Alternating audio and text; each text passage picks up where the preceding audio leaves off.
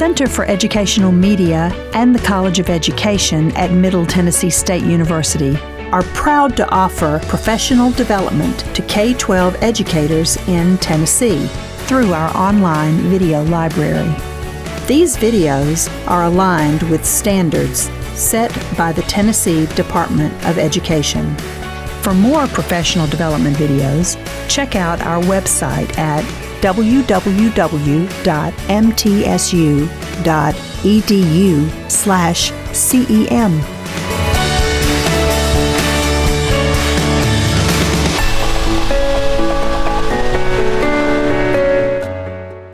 I am pleased to present our first presenters, and we have a double session because this topic has been requested so often in feedback, multiple times over multiple years. And so Dr. Larry Chrisman and Ms. Katie Fan. Dr. Chrisman is Behavior Specialist in Rutherford County Schools, and Ms. Katie Fan is BCBA, Rutherford County Schools. So we're happy to have you all here today and look forward to this presentation. So come on up.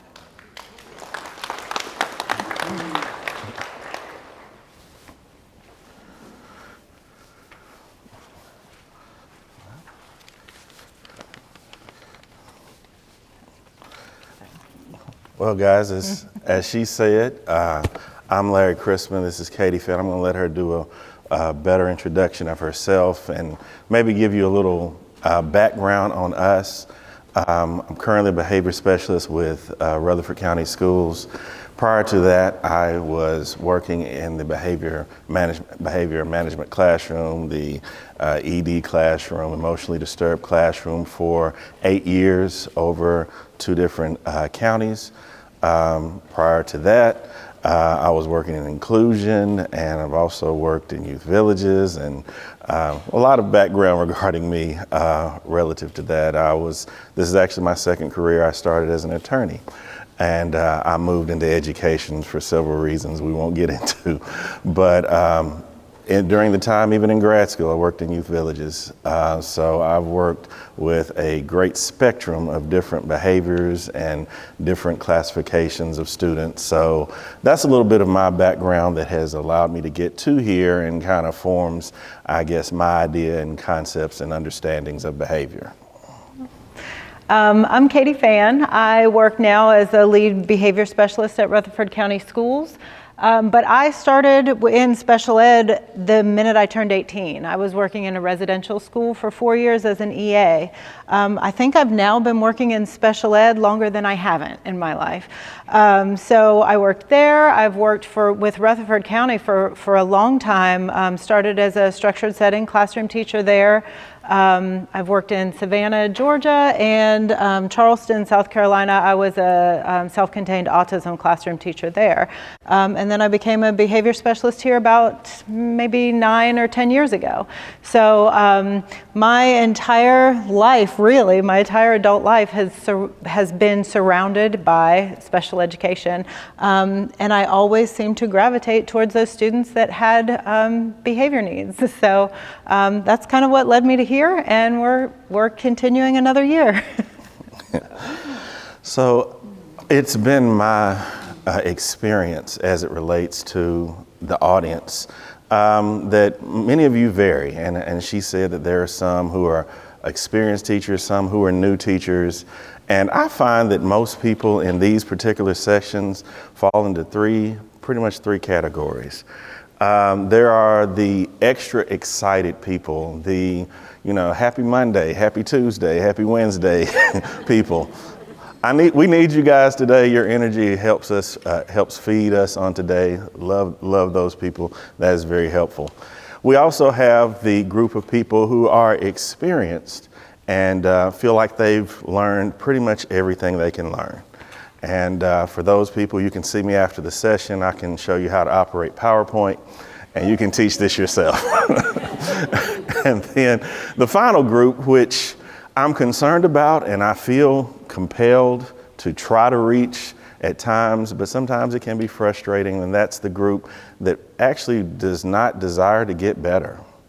And I hope none of you are a part of that group. But to that group that is jaded and does not desire to get better, I'll tell you that they're opening a Buc-ee's, and they have very competitive wages. So that's what I say to you guys. But I hope we have so many more from the first group. I hope that you're energized and excited to be here. And we certainly are grateful and happy to have an opportunity to share with you guys. So the title of our session is Classroom Behavior Management. How did we get here? And as it relates to that, many of you have been in situations where you have had kids whose behavior may escalate, or maybe it's just the atmosphere of your room. You feel like, how do I get to this certain point where I no longer feel like I'm in control of the classroom? And to discuss that, we have to discuss the elephant in the room first. And the elephant in the room in the equation of behavior is us. And we often do not like to have those types of discussions. We like to focus on the kid and what the kid is doing and what is happening with the kid and how bad they are. And there's hardly anything more frustrating to me than to hear someone say we have a bad kid. We have kids that have challenges that need different levels of support. But when I hear someone say, I have a bad kid, to me, that means you're writing them off and you no longer feel responsible for what they do in your room. So that frustrates me personally, personal issue. I'll get over it. But what we want to discuss is where are we in the process, and how did we get to the process where we feel like we've lost a connection with the student or we've lost control of the classroom. And we do have to have a discussion of ourselves. So part of that is, what have you seen? What has formed who you are as a teacher, and what have you observed that has led to where you are now? So that first question I ask is, what teacher did you hate most in school? And almost immediately, when I ask that question, everyone I can see in their eyes, they formulate an answer. There's an answer to the teacher that I hated the most, because there's like an emotional attachment to that question. And a lot of times when you think of that teacher, an emotion is attached to it, and you immediately go back to that emotion and how you felt inside that room when you were with that teacher. And it's difficult for me to have this discussion because immediately there's a teacher that pops into my mind. And I know why this relationship was difficult. And I see so many opportunities of things that I know now that I'm in education. I'm like, there were so many opportunities for that teacher to connect with me. There were so many learning opportunities as opposed to what they did and how they treated me. And then I began to appreciate those good teachers out there who work so hard with students. To share a little bit of my story, and I rarely ever share it, is the teacher that I had the most trouble with had difficulty connecting with minority students. I'll say it that way. And I was a minority student who, particularly in this class, it was social studies. I love history. I had a lot to say. I was talkative in this class because I love social studies. And when I offered my input during class, it was not appreciated. And sometimes I was told to be quiet. And I began to understand the dynamics of that room, that I was being treated a little bit differently. And I think it was just a matter for us as teachers of recognizing areas where we may be a little bit deficient, meaning that there are students that maybe you have difficulty connecting with. And everybody does. I don't care what your ethnic background is. I don't care how long you've been teaching. There's going to be a group of students that you have a little more difficulty connecting with. And you need to know your areas of deficiencies and know your weaknesses so that you can move on from that. But when I asked this question, what teacher did you hate the most? What did they do? What did they do poorly? And the main thing that I implore you as teachers is know the things that they did poorly to make sure that you never engage in those types of behaviors. You never do that. And I want you to also remember this, that teacher that was the hardest on you in school, that you had the most difficulty with, you still feel that. For me, I'm almost 50. It's 37 years later.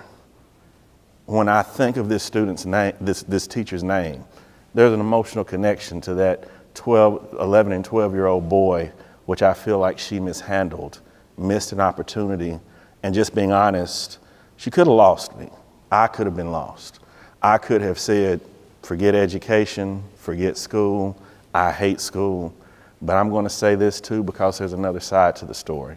Because that next year, I had the best group of teachers that I think I could have possibly had. And I think they saved me. Because had I had a repeat of what I had had the year before, I would have been lost. I would have said, forget education, forget trying to do well. But they redeemed my faith in school. They made me want to come to school. So I'm still thankful. I reach out to those teachers and let them know that they were a redeeming experience for me in my educational journey.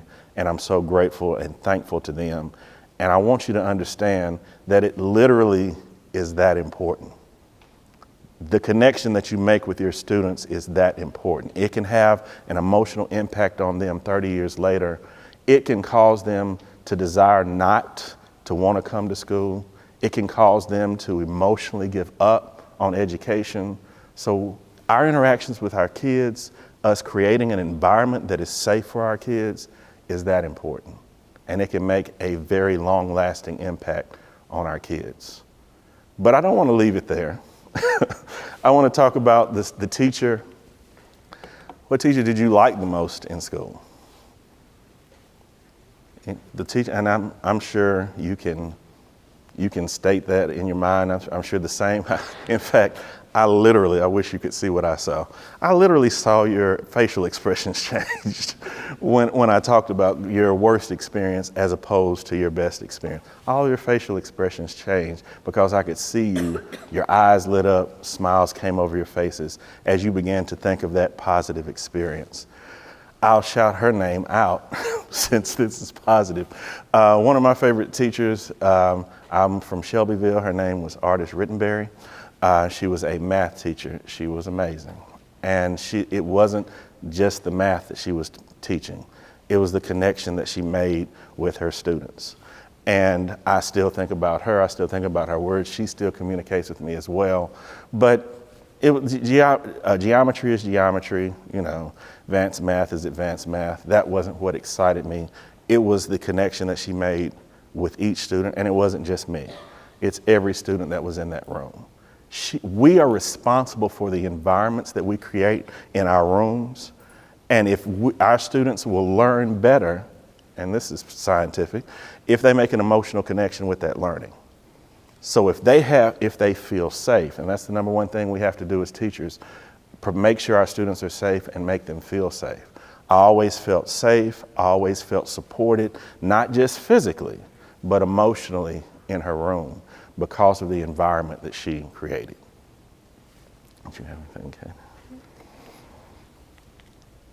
All right, your overall effectiveness is almost invariably a medium value of the standard you have personally observed. It's difficult to be better than something that you've seen.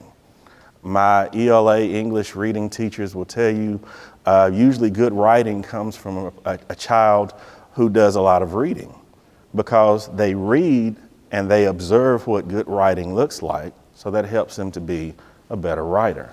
The same thing is with the teacher. It's difficult to be better than what you've observed. Now there are a few exceptions. There's your Steve Jobs, those Elon Musk, those people who don't really have a template before them to observe the type of achievements that they've made in life. But most of us, we're a median value of that which we have observed, usually the best of what we've observed. We usually maybe not reach that height of what we've observed, but we're somewhere in the middle of that of which we observe.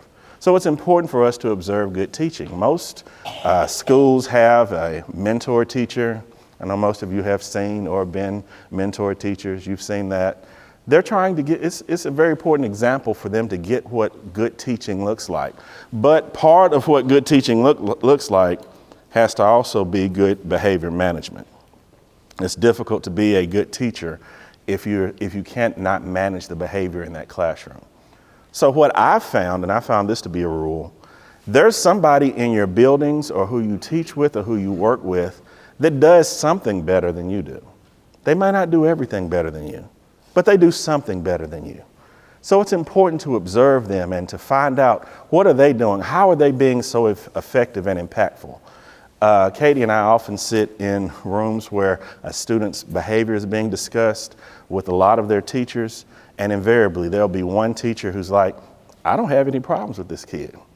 And we're like, and then immediately I'm like, okay, what are you doing?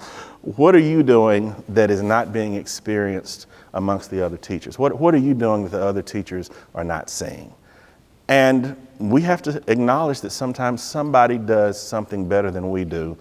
And the only way that we can get better is to first acknowledge that I desire to get better, because nobody gets better if you think you're the best at everything. You have to acknowledge that I can be better. So let me observe someone who does something and they may do it a little better than I do. But I promise you, there's one teacher who does something better than you. If we observe them, that gives us an opportunity to get better. But we first have to acknowledge it. I'm not perfect.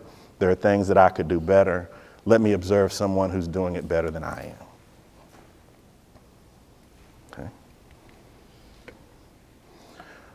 Okay, on the other side of that, we personally become what we hate. You know that teacher we talked about that we hated during school? We personally become that when we don't take good care of ourselves, when we don't recognize our own needs, when we don't feed ourselves, when we are trying, and this is a frustrating thought, trying to pour from an empty cup. I'll give you an example of that. Sometimes when you're frustrated and a kid is getting on your nerves, you'll say something like this: don't make me be that teacher. You said it or you thought it, and I hope you don't say a teacher that's in your building. That's rude. But don't make me become that teacher. That means that's in your mindset, that you could devolve to the lowest form of teaching that you've seen, observed, and probably hated yourself. You get there because we can all get there if we're frustrated enough. If you're frustrated enough, if you're empty enough, you can become the teacher that you hate or don't want to be, or personally don't want to have done to you. You wouldn't want to be a student in that classroom. Don't be a teacher that wouldn't want to be a student in your own classroom. I want you to think about that, not only in how you present your material, but in how you set the environment for your room. Would I want to be a student in my own classroom? And if the answer is no, then there's work that we have to do. We have to determine to be better. Or if not, if we don't take care of ourselves, we become frustrated and the student becomes frustrated because you're wanting to give them something and maybe you just don't have anything left to give. This is so important. Really, I do feel like this is the most important thing when working with students, especially those that are that really try our patience. You've got to take care of yourself. You have to come into school every day and be emotionally available for those kids that come in from a really terrible situation at home. I've talked about this a lot, and some of you have probably already heard this story, but I taught in a structured setting, self-contained structured setting classroom. And every morning when I came into school, the kids were already there.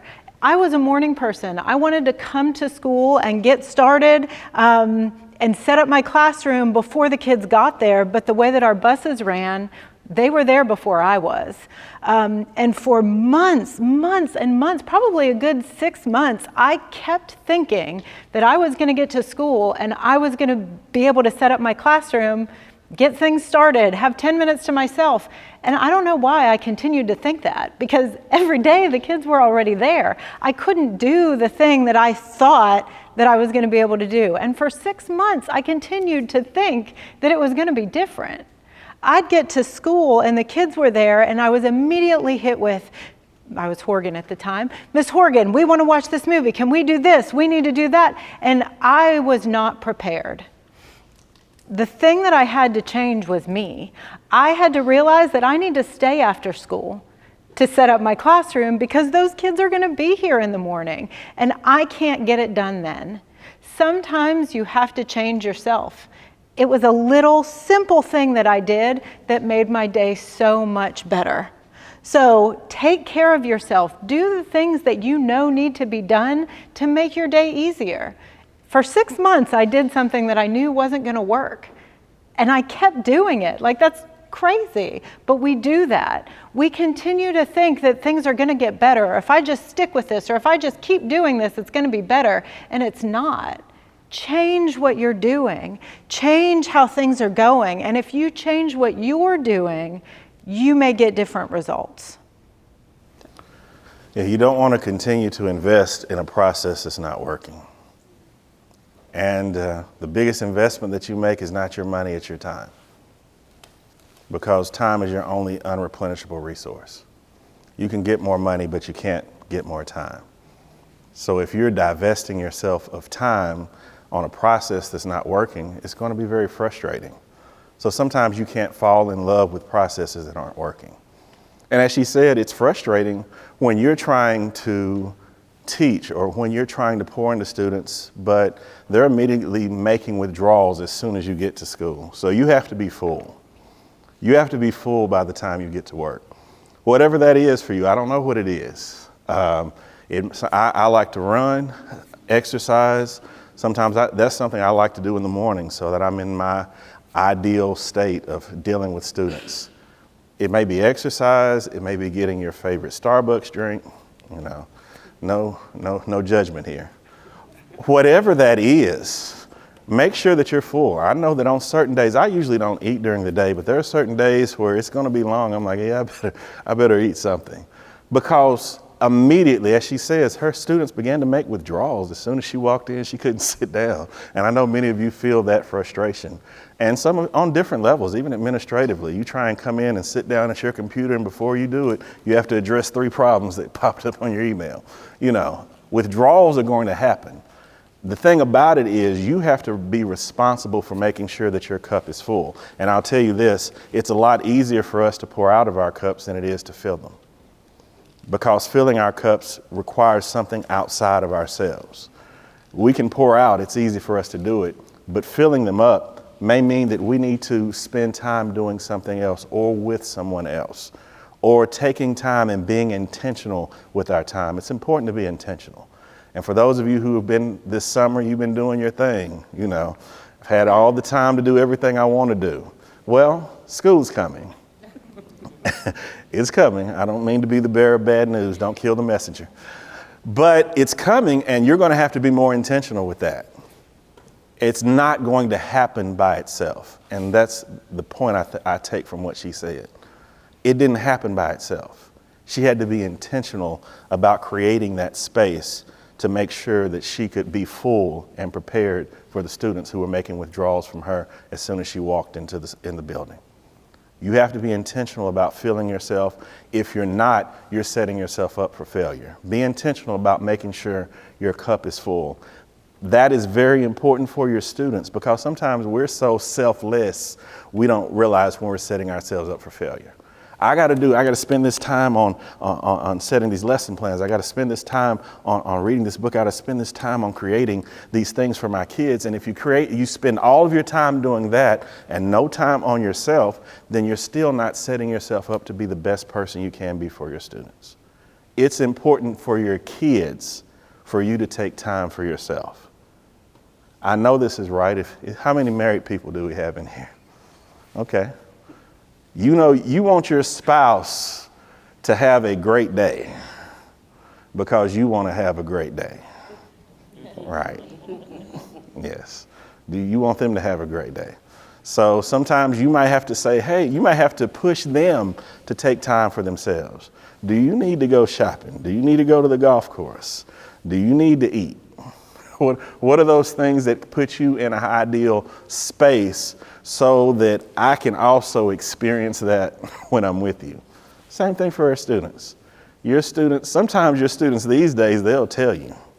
They'll be like, hey, it looks like you need a nap, or are you hungry? Sometimes you have some students who will point it out to you. They're like, yeah, I want you to be happy because my experience is going to be better if you have what you need. And that is just so important for us to do that for ourselves. Okay? What is the worst customer service experience that you have ever had? The worst customer service experience that you've ever had. I would like somebody to tell me. Do we have a hand? I went to the movies one time to see like a horror movie that was rated R. And the like little man working the window was like, oh, I don't need to see your ID. You're way over 18. And I was like, that's not how you talk to women, sir. Yeah, that is interesting. Wow. Anybody else? We have one right here. So last summer we took our girls on the first Disney cruise, or first cruise experience, but we took Disney, and I talked my husband into taking this past summer, and he was already negative before we even got there. Well, they lost $600 worth of our clothes before the ship left the port. My oldest is autistic. And I kept trying to explain this to them. She's obsessed. She's been looking forward to wearing these 3 dresses for weeks. After we bought them, that's all she's talked about. And they said, well, we'll give you $50 and you can go buy it at the next port. I said, I can't buy that dress at the next port. I said, you don't understand. And they said, well, I'm sorry about that. I spent an hour and a half at customer service. Like, you need to find our suitcase. How did you lose an entire suitcase? And they're like, well, I'm sorry, there's just not much we can do. They would call us every morning to tell us they still don't know where it is. My husband said, how is that helpful to tell us every morning that you don't know where it is? And after spending an hour and a half at customer service, our first experience with them, my husband and I are like, let's just go to the comedy show. We drop the kids at the kids club. We get there and the guy goes, I gave your seats away. You're 5 minutes past time. I said, the show doesn't start for 10. And he goes, well, I'm sorry, you have to be here 15 minutes early. And we just I said, I've been at customer service for an hour and a half. He goes, I'm sorry about that. The seat over there is the only one left, and it was behind a pole. Wow. So we left, and my husband was in a bad mood the rest of the cruise. Wow, and for those, just as an aside to understand, for those who don't understand having a child that is autistic, I had a young girl in my room, and during 6th grade orientation, they showed her where the bathroom was in the middle school. For the next 3 years, that was her bathroom. She keeps asking me, and we still can't find them. Her 4-year-old little sister could care less. She's moved on. She got a new Paw Patrol toy. She could care less. My 8-year-old, that's all she keeps asking. When you went to the customer service desk, that was a forced experience. You didn't say, hey, let me go spend an hour and a half on my cruise at the customer service desk. It was forced. You didn't desire to be there. I want you guys to get this. If you get this, this will change how you treat kids. Our students are in a forced customer service experience. It's forced. They don't want to be there. They'd rather be at home playing Roblox or something. They do not want to be there. They are legally obligated to be there. Their parents force them to be there. It is a forced customer service experience. And because of that, because it's forced, we have to be better. We have to be better. I'm sorry, you might retire and decide to do it, but you're not a barista on the beach in Hawaii. The person working the bar on the beach in Hawaii, he doesn't have to be great because you want to be there. You desire to be there. He can be flippant with you and you'll laugh and think it's, cheeky or something. You'll laugh it off, the experience off. So coming from a place of me being already frustrated, then I need that person to be better. I need them to be understanding. I've lost my bags. You've called me 4 days telling me you don't have them. I don't need you to tell me you don't know where they are again. I need you to tell me something different. I need you to be better. I don't need you to be snarky. I don't need you to be smart aleck. I don't need you to be dismissive. I need you to have a smile on your face, and I need you to show some actual contrition about my situation. because this is forced. I don't want to be here, and my being here is your fault. And a lot of times our kids blame us. You make us come to school. I've heard that many times. And one time it was correct. It was during COVID. I had a student who wanted to stay home, and I told the parent, I was like, Mom, the only issue this student has is social interactions. She's not going to get that by staying home for a whole year. She probably needs to come to school. So she blamed me, and she was correct. But she got better that year, and that's all I cared about. But those forced customer service interactions are important, that we be better because they don't want to be there. We're giving them something that they don't want. You're better than a quarterback. You know what a quarterback does? He has a prefabricated football in his hand, and he throws it to receivers who are highly skilled at receiving it.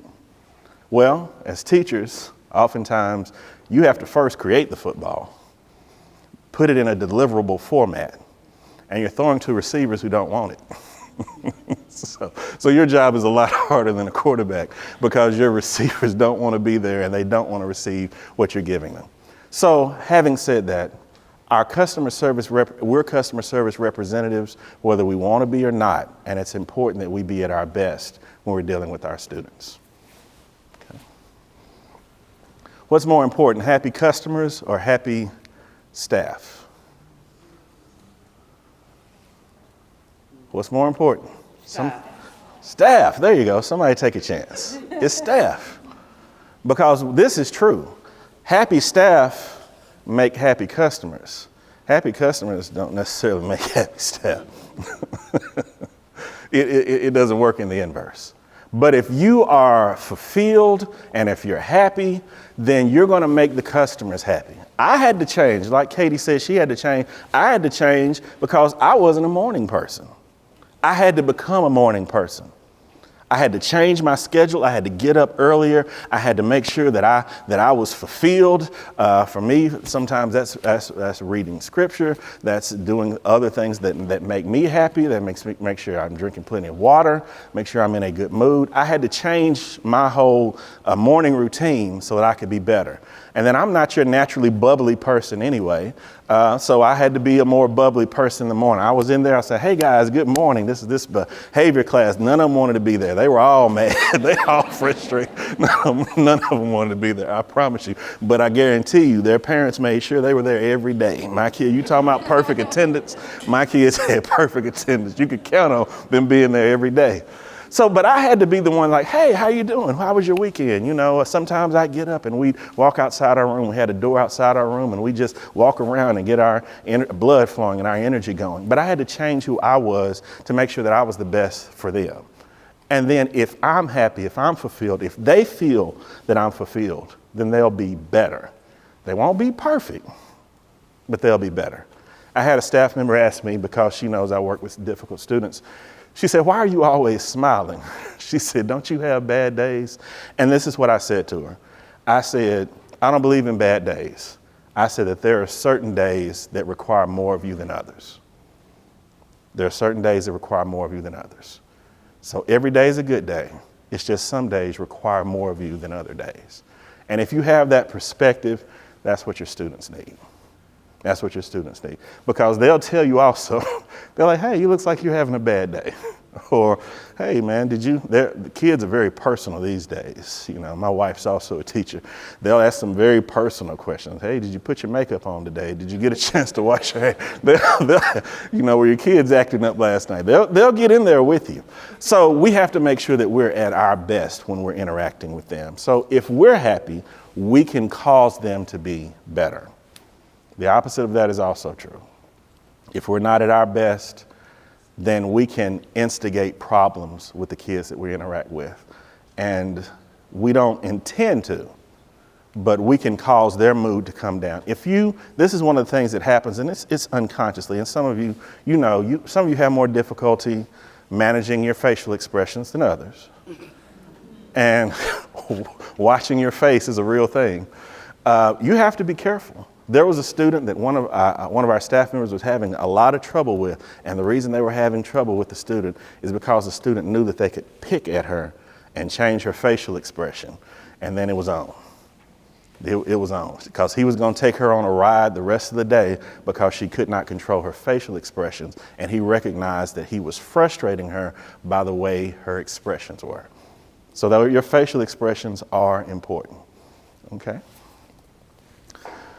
Make sure that you have taken good care of yourself, we kind of discussed that, before you see your students again. Again, be intentional about it. Be intentional. Go home and be intentional about it. What is it that you use to de-stress yourself? And if you're a brand new teacher, you may be experiencing this anew. You need to find out what is it that causes you to be relieved of stress. You do that thing. For some people, I'll talk about my mom. She can get on me later. My mom likes to clean. She's a cleaning person. A lot of you probably like, that's weird, but that's her. She loves to clean. My mom, vacuuming, cleaning, that's kind of the thing that de-stresses her. If that's your thing, go for it. But be aware of what that thing is and participate in it daily so that you can be your best the next day. Okay? Understand that behavior is communication. Katie, you want to kind of take? Yeah. Everything that you do, everything that a student does, they're communicating something to you.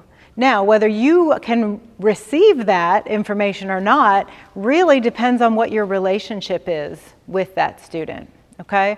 But all behavior can mean different things. Is that student wanting attention from you? And not just student. Is that person wanting your attention? Does that person want to do something? Do they want a certain person? Maybe they want attention, but attention from you is not the person they want their attention from. It's the other teacher down the hall. It's the principal in the office. So how am I going to get that attention? What do I need to do?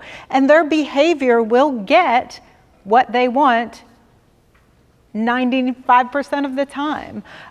So are they avoiding tasks? They don't want to do the schoolwork, so I'm going to do this behavior and I'm not going to have to do that schoolwork because that's how it always happens. All of those things are true, but the big thing, why do behaviors happen, is because students have an unmet need. It's not the thing that they're trying to get. Kids that are okay, they don't have behaviors. People that are okay, they don't have these negative behaviors, these negative outbursts. If that's happening, there's a need. There's an unmet need, and we need to create good relationships with our students so that we can figure out what that need is.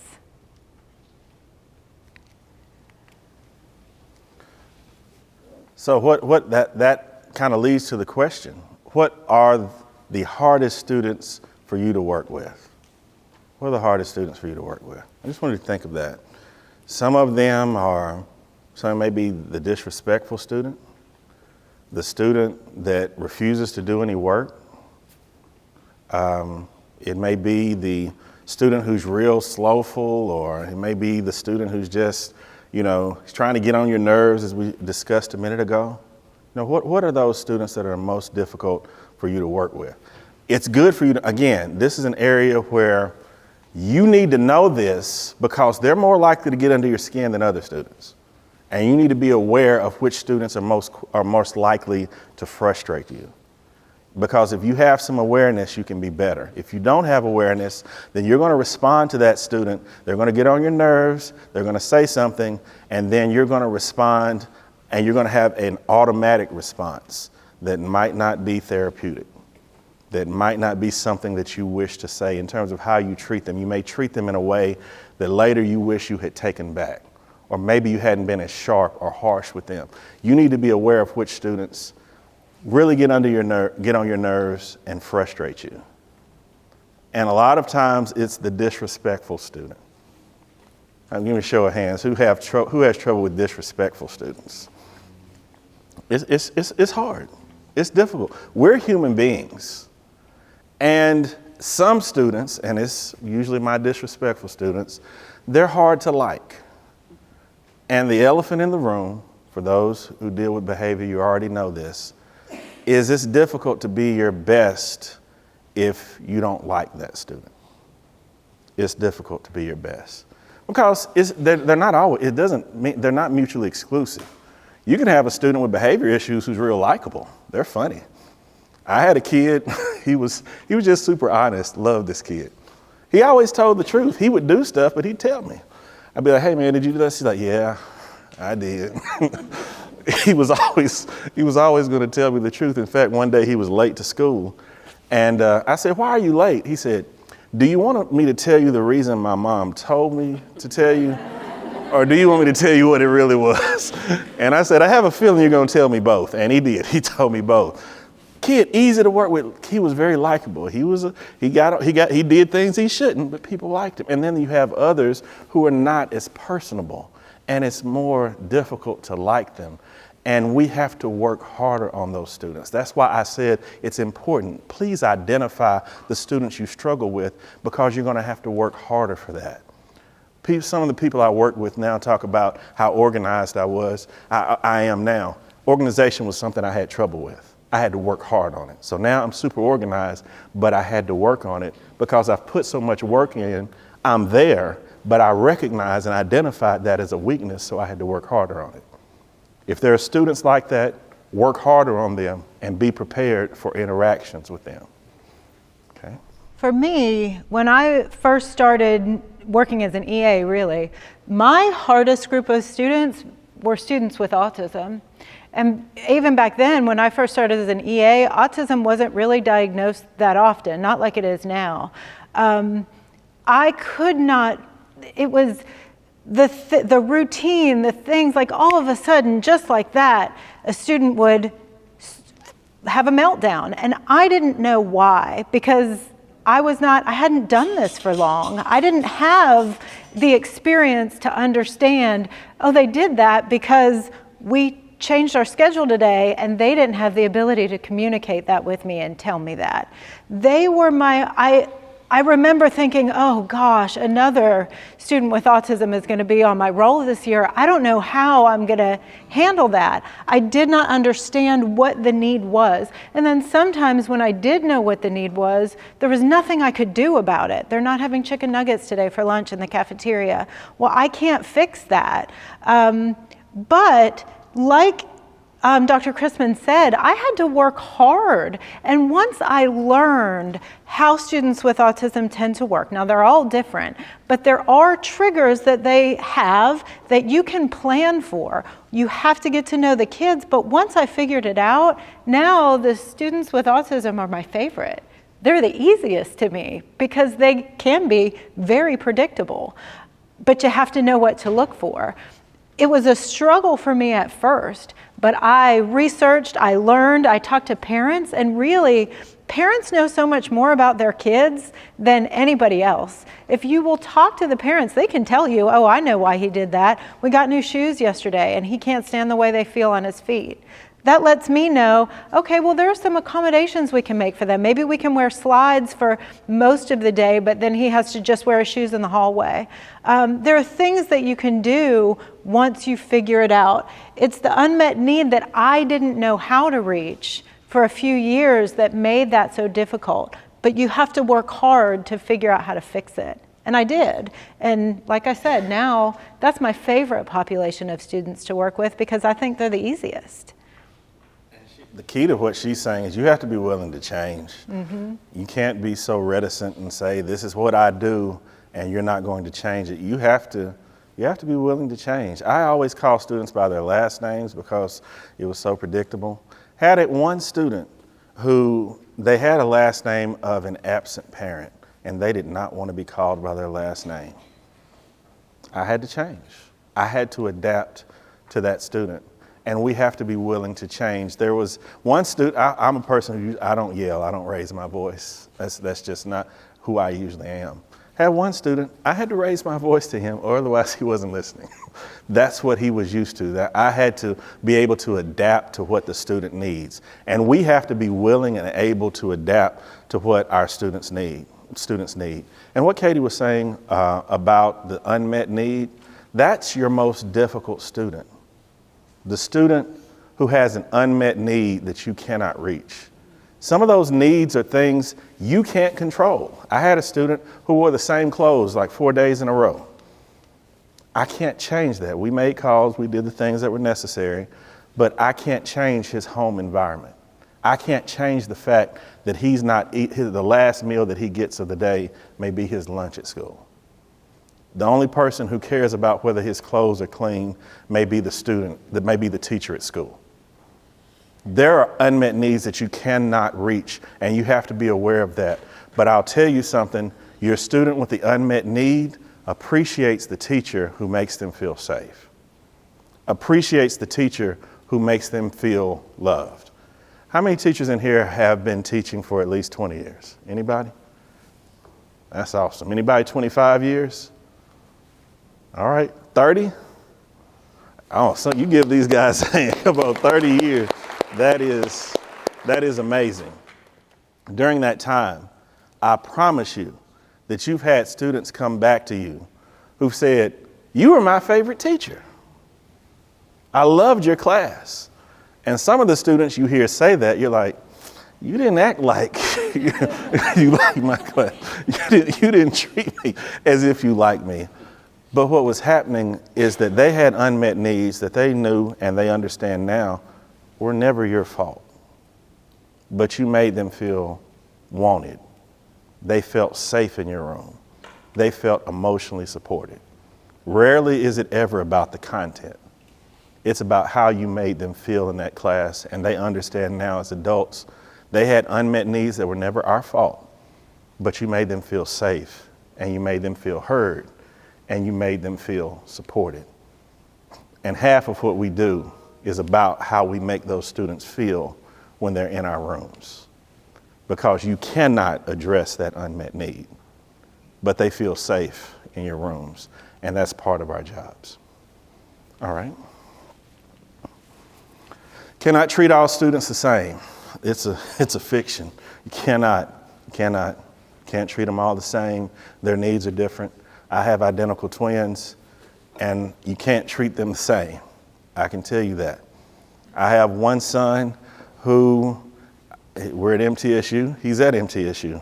So we have a teacher discount, that's a form you have to fill out. On the day that his classes were to be dropped, I said, hey son, I need to fill out that teacher form for you so you can keep your classes. He's like, oh yeah, you probably need to fill that out.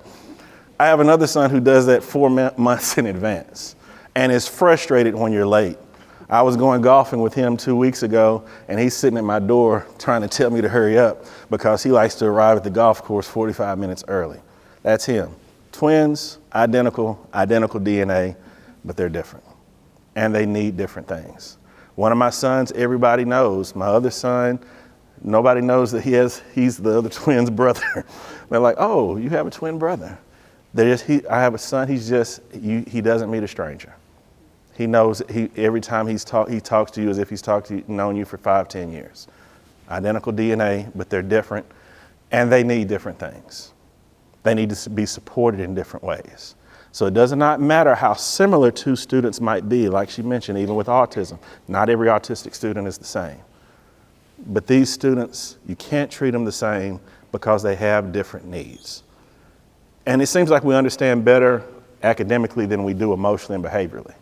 So if you know there's one student, you write it on the board, he got it. There's another student, you're gonna have to go over it a few more times. But that's what they need to get to the same place. Behaviorally, it's the same. Some of them need more supports than others. I often say I wish people could think of students with emotional behavioral needs as having a wheelchair in their brains. You wouldn't ask a student with a wheelchair to go up a flight of steps. That's how an emotional behavior student feels like when you tell them to calm down. You're asking them to go up a flight of steps. If I could do that, then I wouldn't be where I am.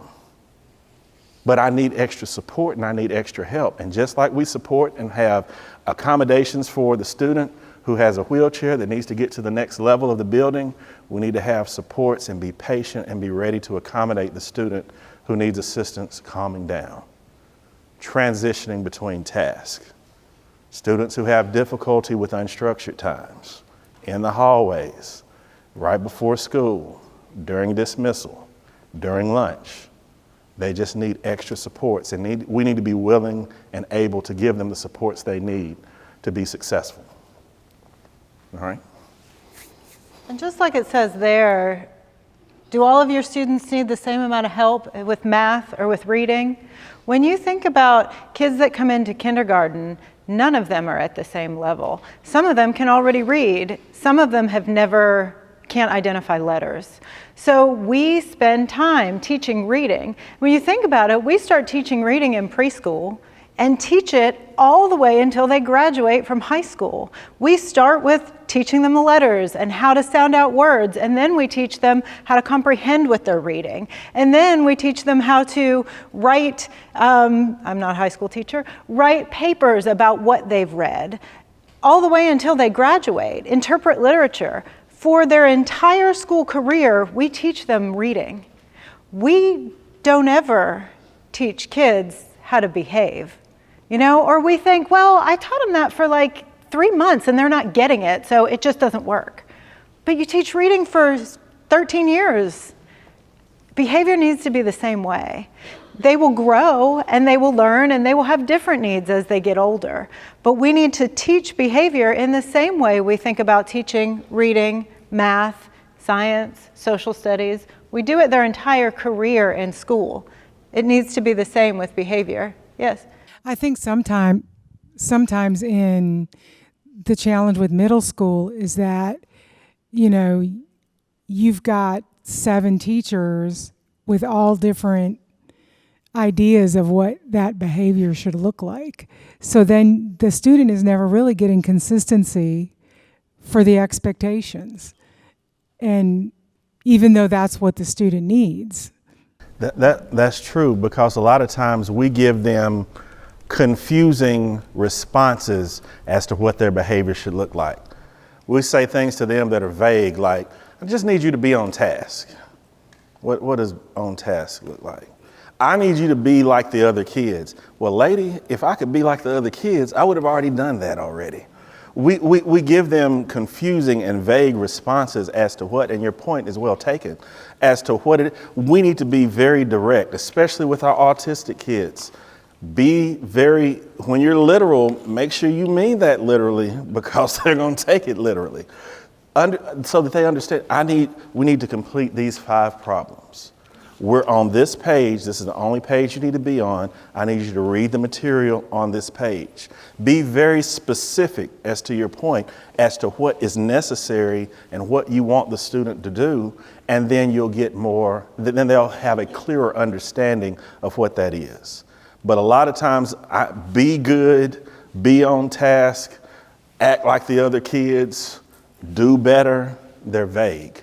And sometimes we need to be more directed with our students and say, this is what I need you to accomplish in my room. And a lot of times there are some requirements that you have where you put on the board, this is what success looks like.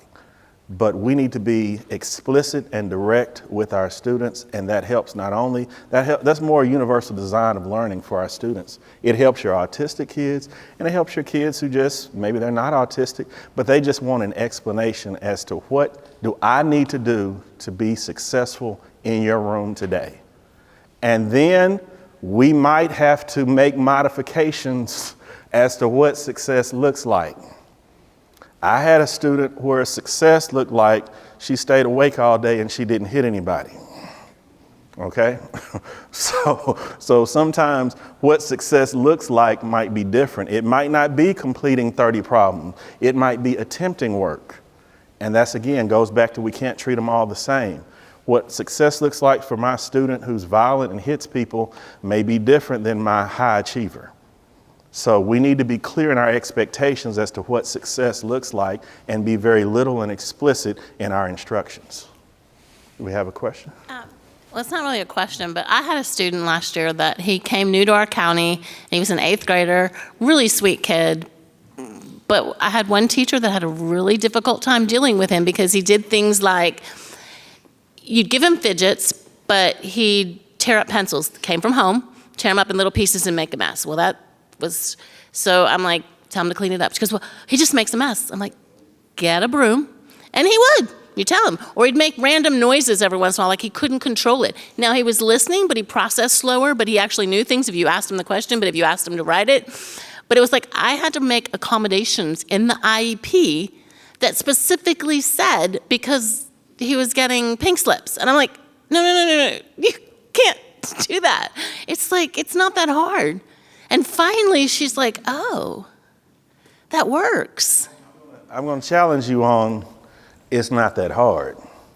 It's not that hard for you.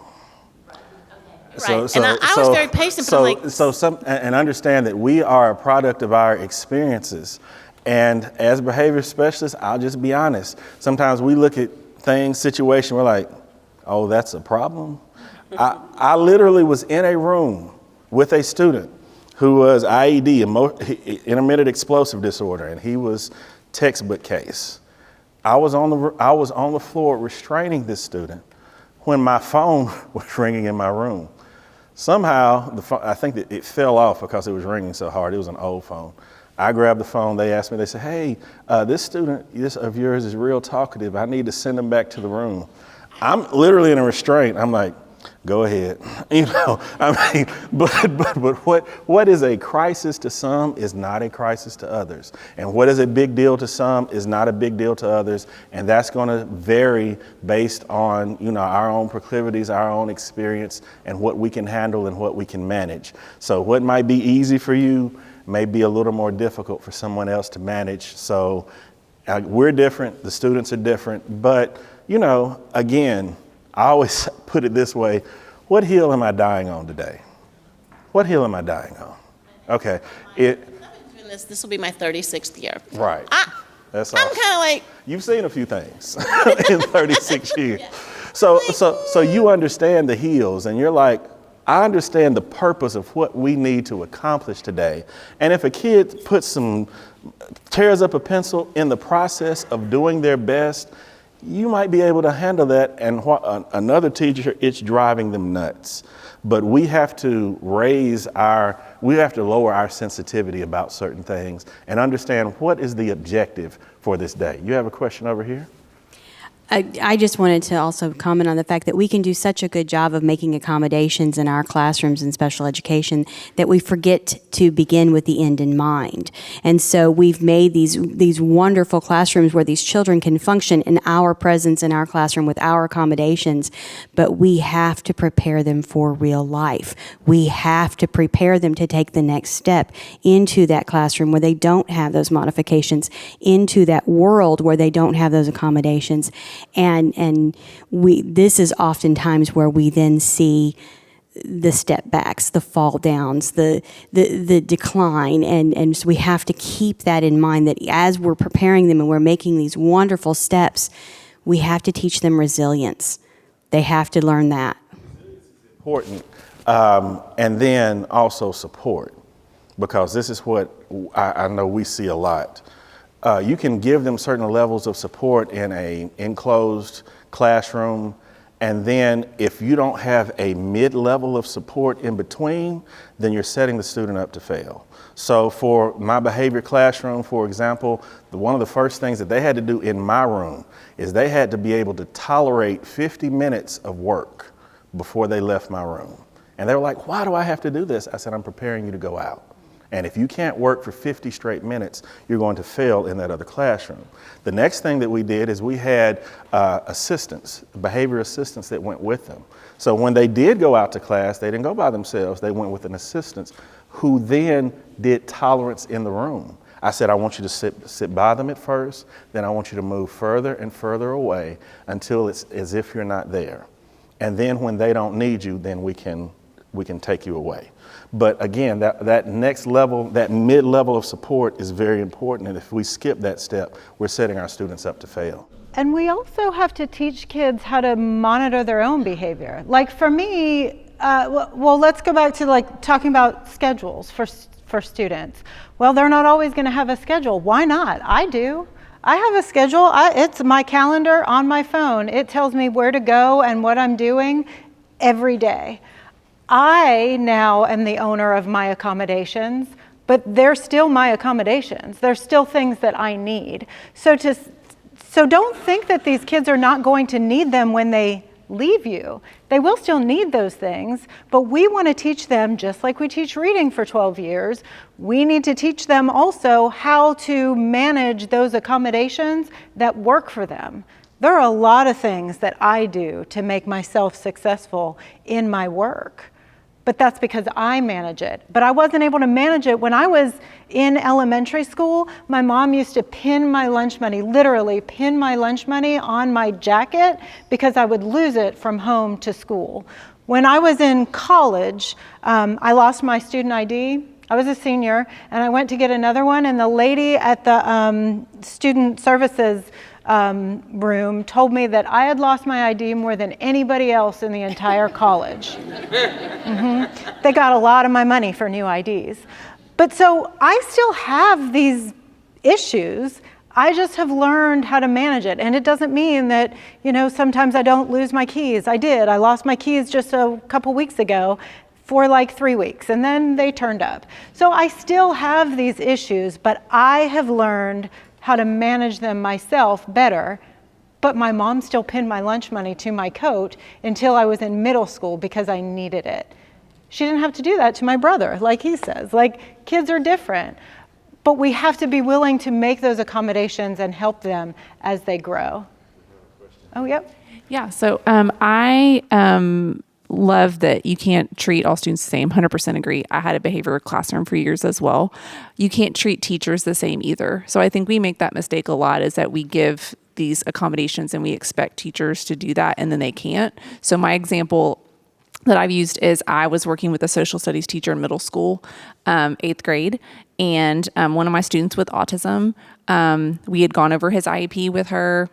I mistakenly thought that she understood the accommodations and what he needed. She was one of those teachers that had everyone sit alphabetically, right in rows. And he liked to sit closest to the door. Like whatever seat was kind of closest to the door, that was his jam. And so we'd already gone over that. She, I thought, understood it. And then he went off to class out of my classroom, and he came back less than 10 minutes later. And I kind of gave him a minute, and I was like, hey, like, what's going on? He's like, I'm not going back in there. She doesn't like me. She's not having it, whatever. Okay. So talked to the teacher later, come to find out she had tried to sit him in an assigned seat, even though we had already talked about he likes to sit closest to the door. This is like his thing. Like we'd already talked about it. But she was like, but he's just going to do, you said that, but this is what he's going to do. So not understanding. And he didn't go back in that classroom for the rest of the year. So I had to learn how to teach 8th grade social studies. Everybody in here, and administrators, and we don't like to talk about it, it's another elephant. We know that teacher. And everyone has had that teacher. They call themselves old school, or I'm not going to change this, or, I had we were having a behavior intervention training, and a teacher told me, like, well, and this is an elementary teacher, mind you, I got to prepare this kid for the real world, So, and I said, okay, I'm here doing a behavior training. How is that working for you right now? Obviously, it's not working. We have to work with administrators, and I've been fortunate in schooling, and I have to say this as a behavior teacher, I had amazing administrators who helped me. And the truth is, and this is a sad truth, there were teachers who my students would never go to. And that's just a fact. It is what it is. It's not something we should be proud of, but it is. There was a teacher who was teaching a, what do we call it, like, gym and art and all of those classes.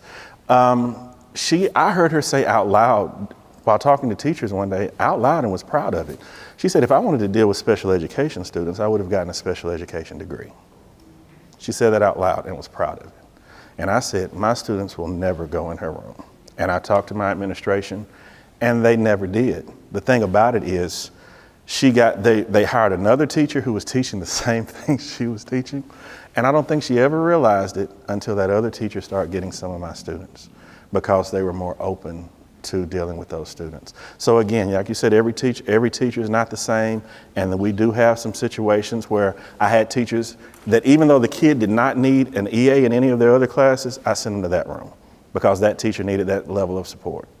and then there are other teachers that I could not send at all. So that is a fact. None of my students went back to her class, but but I think it taught me a good lesson in how to work with teachers and how to make sure that they understood really what the accommodations were, because some teachers, it was based out of fear. They just didn't know. They didn't know how to do the accommodations. And so then once they knew I was going to walk alongside them and help them, then it got a lot better. And there's some that don't know, and then there's some that aren't going to do it anyway. I had a teacher, her daughter was autistic. She understood some of the things. Her daughter had graduated. She knew what it was like in the accommodations that she refused to make any of those accommodations for one of my autists. I apologized to that parent for putting the student in that room because it was so terrible. So yeah, sometimes you do your best and you think you're helping, but sometimes they know and still don't do. I think there can be a slippery slope with that, because I think sometimes things like just not wanting to sit a kid by a door who then didn't have access. I'm sure they went to a different class, but not every school has extra teachers or classes. But then it's almost like you're positively reinforcing that teacher's negative behavior. Right. And that's why I said, you notice what I started with. I had amazing administrators, because it has to be a team. You can't, sometimes I know I felt like it. Well, I kind of was. As a behavior teacher, you're the only one of your kind in the building. It's you. And I know some of our structured setting teachers feel the same way. It's just you. Nobody else knows what you go through. And I always give a hand to our structured setting teachers. I didn't know what they went through until one day I had one couple of months, a lady was pregnant, and I had to help step in the structured setting. I've never been touched so much in my whole life. Never. I did not understand. And you know, when you get touched, it's not like they wash their hands and sanitize before they touch you. No, they don't. But to her point, it's a team effort. And I think one of those things, you have to talk to your administrators, because you cannot just keep kids. Maybe that's the only teacher in the building that teaches that class, and you cannot get away from them. Some of our districts, as she was mentioned, we have big districts and we have small districts. One student came to me in the behavior room, and the only reason she was there is because she came from a small district, and the only 4 core teachers were the only ones she could have, and those 4 teachers had decided that they didn't like her. They had come together, didn't like her. They did not want her in their building. And so, and she was just a little sassy girl. She was sassy. She gave you a little lip, but that's all it was. So I kept her until I knew she didn't have to go back in that building, because that's what was best for the student. So, and she went to a high school that had more options. So she could go to different teachers. If one didn't like her, she could go to the other. So again, I love your questions, because questions let me know you're paying attention and that you're getting it. But we're going to move on to our behavior strategies. We spent the first half of this talking about, again, what I think is the most important thing is taking care of yourself, having good relationships with your students, and really creating a positive environment for kids. They've got to like you to work for you. And I know, people think, oh, they don't have to like me. If you really want them to do the things that you ask them to do, they need to like you. Because, it's the same with us. If you like your administrator, you're going to go above and beyond for that administrator. If you don't, I might do the bare minimum. But, yeah. We know who we are. So now we're going to talk to you a little bit about behavioral strategies. And I was pretty aware when I put these together that these are things that you can do that don't require money, they don't require time. They're things that you can do pretty easily, but if they don't come naturally to you, you're going to have to put some thought into it. Here's a whole table of a lot of behavior strategies, behavior interventions that you can use. And they're broken up into antecedent interventions, things you can do before the behavior occurs, teaching interventions, teaching those good behaviors, and then consequence interventions for things that you can do after the behavior occurs to teach them how to do the right thing next time. So on here, we've got several things that you can look up. I'm not going to talk about every single one of these, but these are just some examples of good research-based interventions. And when I'm talking about these interventions, these are not things that I've gone on Teachers Pay Teachers or Pinterest to come up with. These are actual research-based interventions that are proven to work when they're implemented correctly. And that's the big part, when they're implemented correctly. We've got behavior momentum, choice making, environmental arrangements, priming, non-contingent reinforcements, visual supports, and the PREMAC principle, behavior contracts, shaping, functional communication training, prompting, and token economies. And then under the consequence interventions, we have differential reinforcement, extinction, interruption and redirection, response blocking, and reinforcing precursor behaviors. And some of these things, you guys that don't know these terms, you may be doing already. These are just putting a name to it. Such as priming, that's like just simply preparing a student for what's coming next or a change in activity. That's helpful to a lot of our students if we are preparing them. Okay, Jim, we got 5 minutes left before we move to our next activity. Some of you are already doing those things. Prompting, we talked about earlier, just making it clear what you want the student to do, not focusing on the behavior, but just focusing on what you need them to do. Instead of saying, hey, Johnny, stop talking, and stop talking can create an argument, because then Johnny will say, well, I wasn't the only one talking, or she was talking first, or why you're always picking on me. But if you say, hey, Johnny, we're on number 5, can't argue with that. So those are some things that you probably already do, but these are just putting them in behavioral terms. Whoops. So the first one is the one that Larry just pointed out, priming. This is so simple. All this means is telling the student what's coming up next. Telling them, okay, before we go in the hallway, what are the rules in the hallway? Keep your hands at your sides, have a quiet mouth, walk in a straight line. Reminding them before you do it what they need to do. Remember the rules in the cafeteria. You can use priming with other interventions. I'm sure most of you have heard of social stories. Social stories can work great with priming. These are the things you do in the cafeteria. I had a student that we would talk about as a group. We would have a social story every morning that we talked about as a group, and this was when I taught in that autism classroom. What are the steps as we go through the cafeteria? We'd talk about it. Then that's the way I primed them. So when we got to the cafeteria, they had already heard the steps. That didn't mean they did them all perfectly, but they knew what was coming up. They knew what to expect. Not knowing is one of my hardest things. I went to a new doctor the other day. I get anxious about that, not knowing what to expect. What's the office going to look like when I get there? Not knowing how to handle social situations can be really hard for our kids. So if we can let them know what to expect as much as we can before they get there, we're likely to reduce that anxiety and decrease some behaviors. Dr. Clark did some priming for us in terms of even being presenters.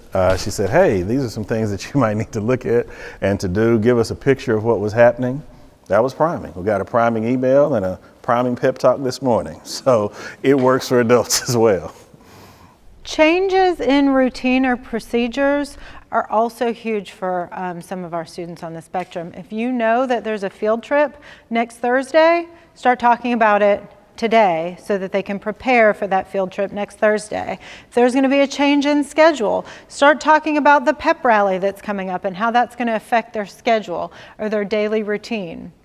But priming is also huge for high school kids. Just telling them, okay, your schedule's different. Like some of our high schools are on a block schedule and then they're not, or then we have a snow day, so we change how our schedules are. Those letting them know can be extremely helpful. It's helpful for me. I want to know what my day is going to look like before I leave my house. So just knowing what's coming up is super helpful. And that's an easy strategy that you can do for all of your students, not just kids with autism. And remember, these strategies, they may be helpful for kids with autism, but they're helpful for everybody. Yes, ma'am. On priming, I'll just say, and I'm talking about my mom again, my mom is not one of those people you drop by and visit her house. No, don't do that. She needs a little priming. So you're going to let her know in advance when you're coming, what's going on, what's going to happen when you're there. Adults use priming too, but she's an example of that. I was just going to say that with priming, it works really well with kids. You have to, before you do it, you really have to get to spend the time getting to know your kids, because it can have you could prime and go, oh, I've done great, and then it has the opposite effect. Just as an example, my daughter is a second grader. They take a test getting ready to prepare them for third grade TCAPs. They primed them for about a week and a half. My daughter didn't sleep for a week and a half. All she wanted to talk about was the test. She was anxious. She'd wake up in the middle of the night. Her medicine that helps her sleep wasn't helping her sleep that whole week. You really, I always tell other teachers that I work with, before you do something, know the kid you're using it with. Because that kid, it may have the opposite effect. And if you start seeing it have the opposite effect even a little, or the parent says, I'm seeing a change at home, you need to rethink it, because it can really have a detrimental effect to them. And some of that also comes with, we let them know what's coming up, but now maybe we need to help them handle what's coming up as well. Just telling them may not be enough. It might be for some kids, okay, now I know my schedule's going to change, and that's cool, I'm good with it. But some kids may need to understand the process behind it, or how can I help them with that change, or how can I alleviate some of that anxiety that's going to come with this change, because you're right, some kids then become obsessed with it. In 2 weeks, we're going on a field trip. Are we going on a field trip today? When are we going to go on the field trip? How's that going to work? Am I going to have to wear this shirt when I go on that field trip? So help them talk through that as well. You can't just spring it on them. We're going on a field trip on Thursday, and that's it. Priming's a little deeper than that. Good. The next one's non-contingent reinforcement. This is so easy, and this is a big fancy term for just saying, give them the reinforcement freely. Make it available when they want it to be available.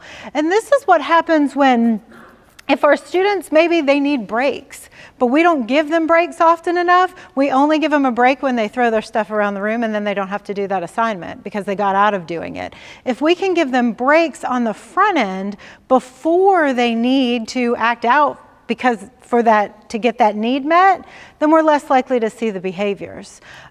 This is giving them the things that they need freely and frequently, so that they don't have to act out to get that thing that they need. You guys just had a non-contingent reinforcement. You had a break. It was built in. You didn't earn it, and we could even see some of you yawning a little bit, but it was a break that was just given freely. You didn't have to earn it. And again, things that we're talking about work with kids, work with adults as well. It's not always breaks. Attention is a big one too. We have students a lot that I see, okay, they have to do these things, then they get some iPad time because they love the iPad. So you go and you say, okay, you can go over to your desk and play on your iPad.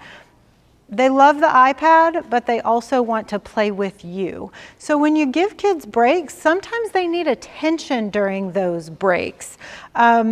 You can't, okay, go play on the iPad, because I love scrolling through my phone, but I can only do that for so often, and then I get bored. It's the same with our kids. So attention is another thing that you can give them non-contingently. That just means they don't have to do anything to get it. They get it whenever you see that they need it. Kid starts to get a little squirrely or is moving around in their desk, and you come over and say, oh, wow, I really love how you're working on that problem. I just gave them attention. And that's all they need to feel like, okay, I know what I'm doing the right thing, I'm doing a good job. Give them that attention frequently and freely. Breaks and attention are the big ones. Doesn't cost anything to give a kid some extra attention. Also, when you give it not just as a reward, some students, when they get it as a reward, never want to give it up, even though they've earned it. You get 15 minutes of iPad time. After 16 minutes, no, I'm not letting you have it back. If you do it intermittently like this, they learn, okay, I can give it back because I know I'm going to get it back later some other time, instead of it being a power struggle as a reward. So that is the best thing that I have seen, when you just not just use it as a reward, but you let them have it freely at intermittent times. It creates that need that I can't ever let it go. Yeah. I just thought. Yeah, that's great. Thank you, because she's absolutely right. It stops them from, oh my gosh, if I give this back to you, I'm never going to get it again, or I'm going to have to work really, really hard to get this back again, and I don't want to put all that effort into getting this back again, so I'm just not going to give it back to you. If you can give it to them freely sometimes, well, then they know they're going to get it again later. Everything does not always have to be, I've got to do so much work to earn everything all the time. So non-contingent reinforcement is great. And again, free, it's simple, but you do have to know how often you have to give it to a kid.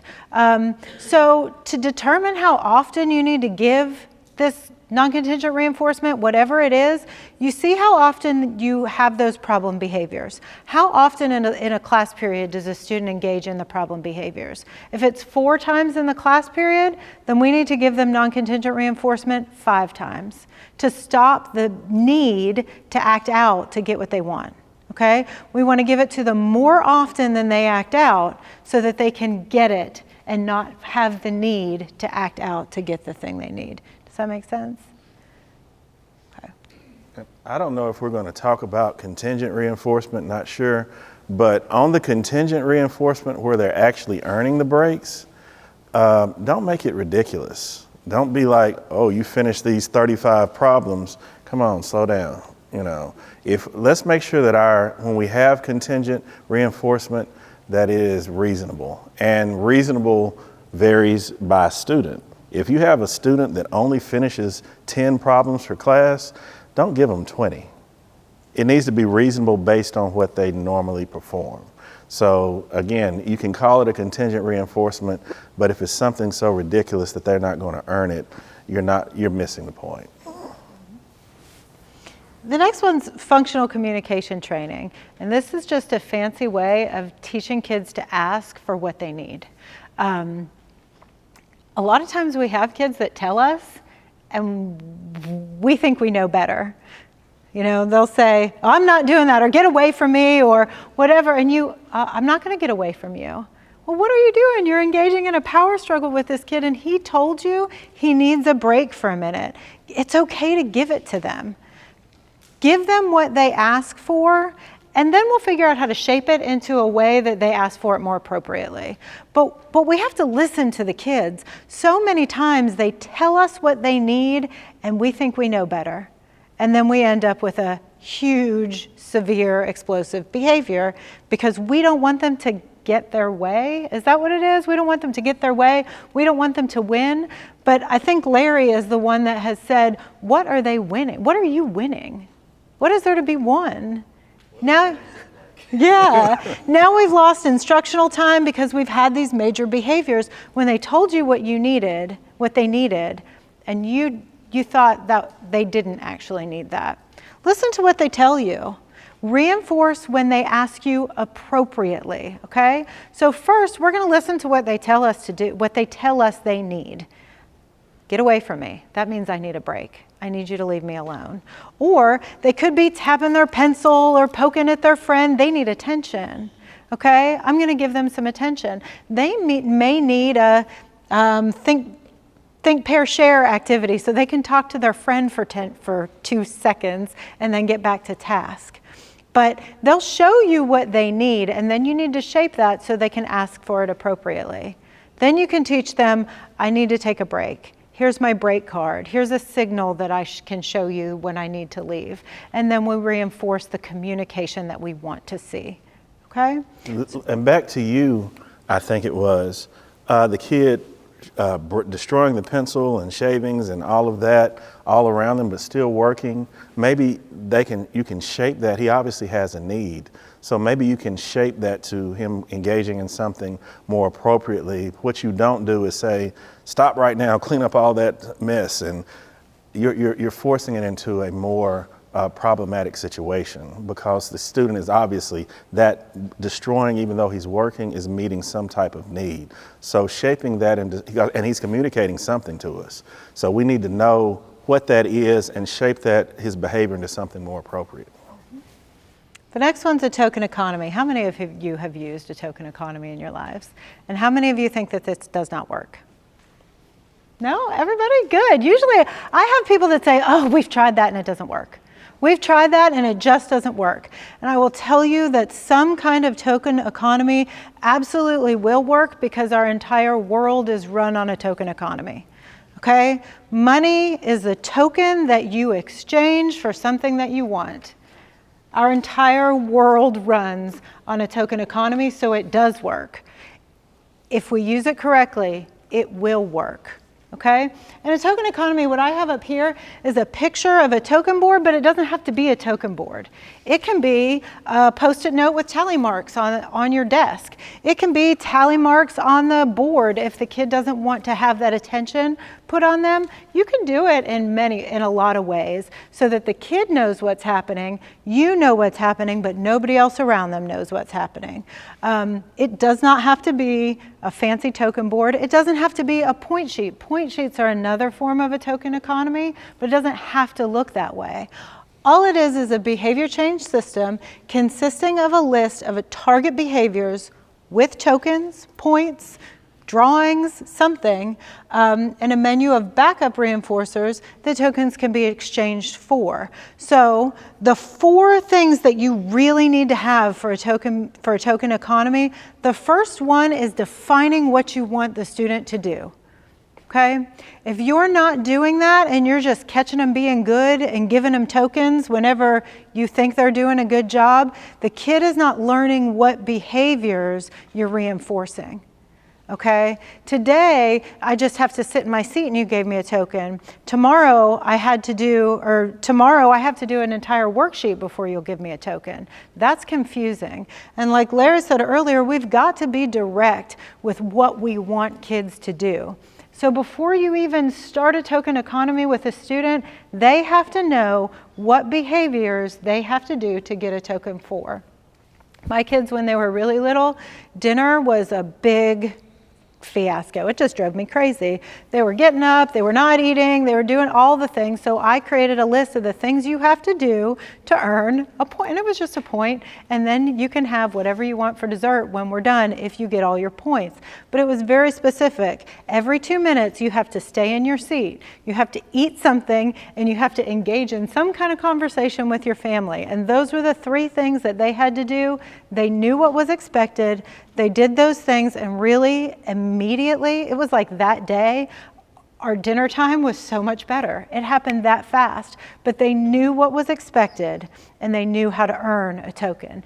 That's the biggest, that's number 1. The kids have got to know what they need to do to earn a token. You've got to choose what kind of token system you're going to do. Are you going to use a token board like this one above? And if you do, what are your tokens going to be? Are they going to be stars like you have up here? Are they going to be tally marks? Those are easy. Those don't get destroyed. You can just put a token anywhere or a tally mark anywhere. Are they going to be Thomas the Train, because this friend really likes Thomas the Train? If you do that, that's great, and they may love to earn the tokens, but you have to be careful because the token can't be more reinforcing than what they're exchanging it for. Okay? They may not ever want to give the token up to get the thing if they like the tokens better. So choose your token and choose how often they're going to get that token. And like Larry said also, if you're making them work for an entire class period and all they get in advance is, or in return is a 1 M&M when they're done, well, that's not really, that's not enough for me, okay? I want a bigger payout than that. So another thing that I have noticed, if kids are starting to act up, a lot of times it's because they're not being reinforced often enough. Okay? Make those tokens come quickly at first and then fade it out, then thin it. But they've got to buy into this system as well. Okay? We all work for that money. We all work for that token that we get every month. Okay? We only get paid every month. I don't know about all of you, but once a month was a little of an adjustment for me, coming from 2 weeks to a month. If I only got paid once a year, I might rethink how much I'm willing to work to only get paid once a year. So start to think about that with your kids. Am I giving them that reinforcement often enough to keep them engaged, to keep it something that they want to do? Because if not, they're going to lose interest. The other thing is the backup reinforcers. What are they earning for reinforcement? If they don't care about what they're earning, they're not going to be willing to work for it either. Change it up. I love Diet Cokes, but if you gave me a Diet Coke 5 times a day, I wouldn't want the 5th one. You know, I'm over it. Same with our students. Also, if you're going to make me work for a bag of chips, but I can go to lunch and get a bag of chips for free because I have money in my account, I don't really care about the bag of chips you're giving me because I can get it somewhere else without even working for it. So do short little preference assessments with the kids. Ask them, what do you want to earn? And honestly, most of the time what they want doesn't cost any money. Most of the time, you can get it just spending time with you. I want to have lunch in your room with a friend. I want to do extra time at recess. I would like 5 minutes of time to look at my phone. I want to listen to music while I work. Those are things that don't cost you anything, and high school kids like to do. And I'll be honest, high school's hard because they can go out and get most of everything they want without getting it from you. So high school's difficult, but the social aspect of that is something that you can really tap into with high school kids. They like to spend time with their friends or get out of doing work. So you can give them a way to get out of doing work. Here's a no homework pass. Here's a cut my assignment in half card or something like that. Don't call on me, class. Yeah, don't call on me. So, and the other thing with the token economy that I see that kind of makes it fail is that you don't give that reinforcement immediately.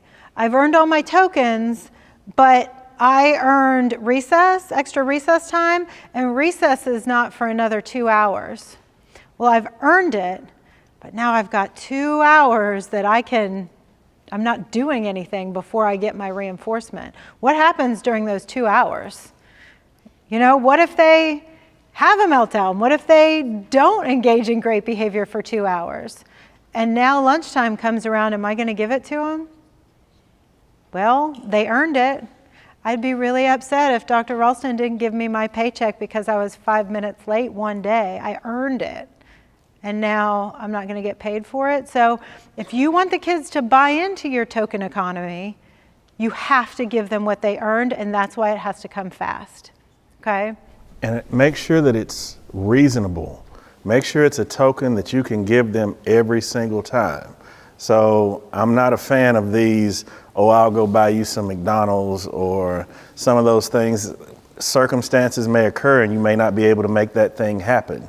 So make sure that it's a token that they can get every time, and that you can make sure that whatever resources you have in your building, you can make sure that it happens. Because if you make it too difficult, it may not happen, and then you've lost their trust.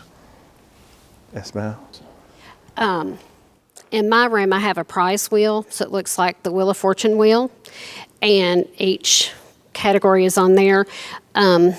Each student starts the day out with 2 of the little paper tickets, but then as the day goes on, they can earn other tickets, sometimes, for the established rules, or sometimes if I catch them helping someone, just randomly, but when I give them the ticket, I'll say, thank you so much for helping them with that problem, or thank you for giving them a pencil or whatever.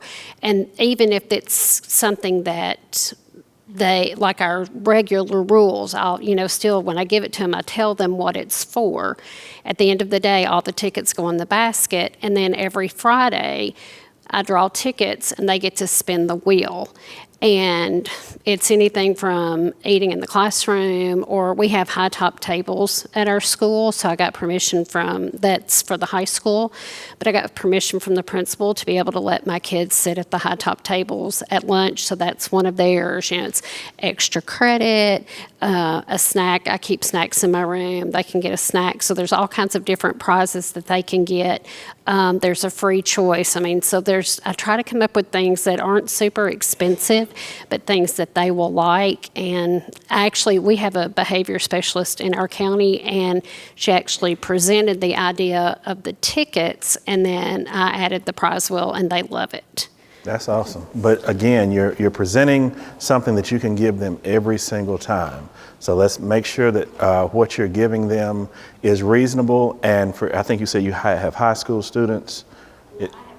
Fifth grade. Okay, fifth grade. So remember also, as Ms. Fan was saying, the time may differ. So that fifth grader may be able to wait till the end of the week for a reinforcement. Kindergartner may need to be a shorter reinforcement time. It may need to be at the end of the day. You know your students, but make sure that time frame at which you deliver is reasonable enough for them to work for it.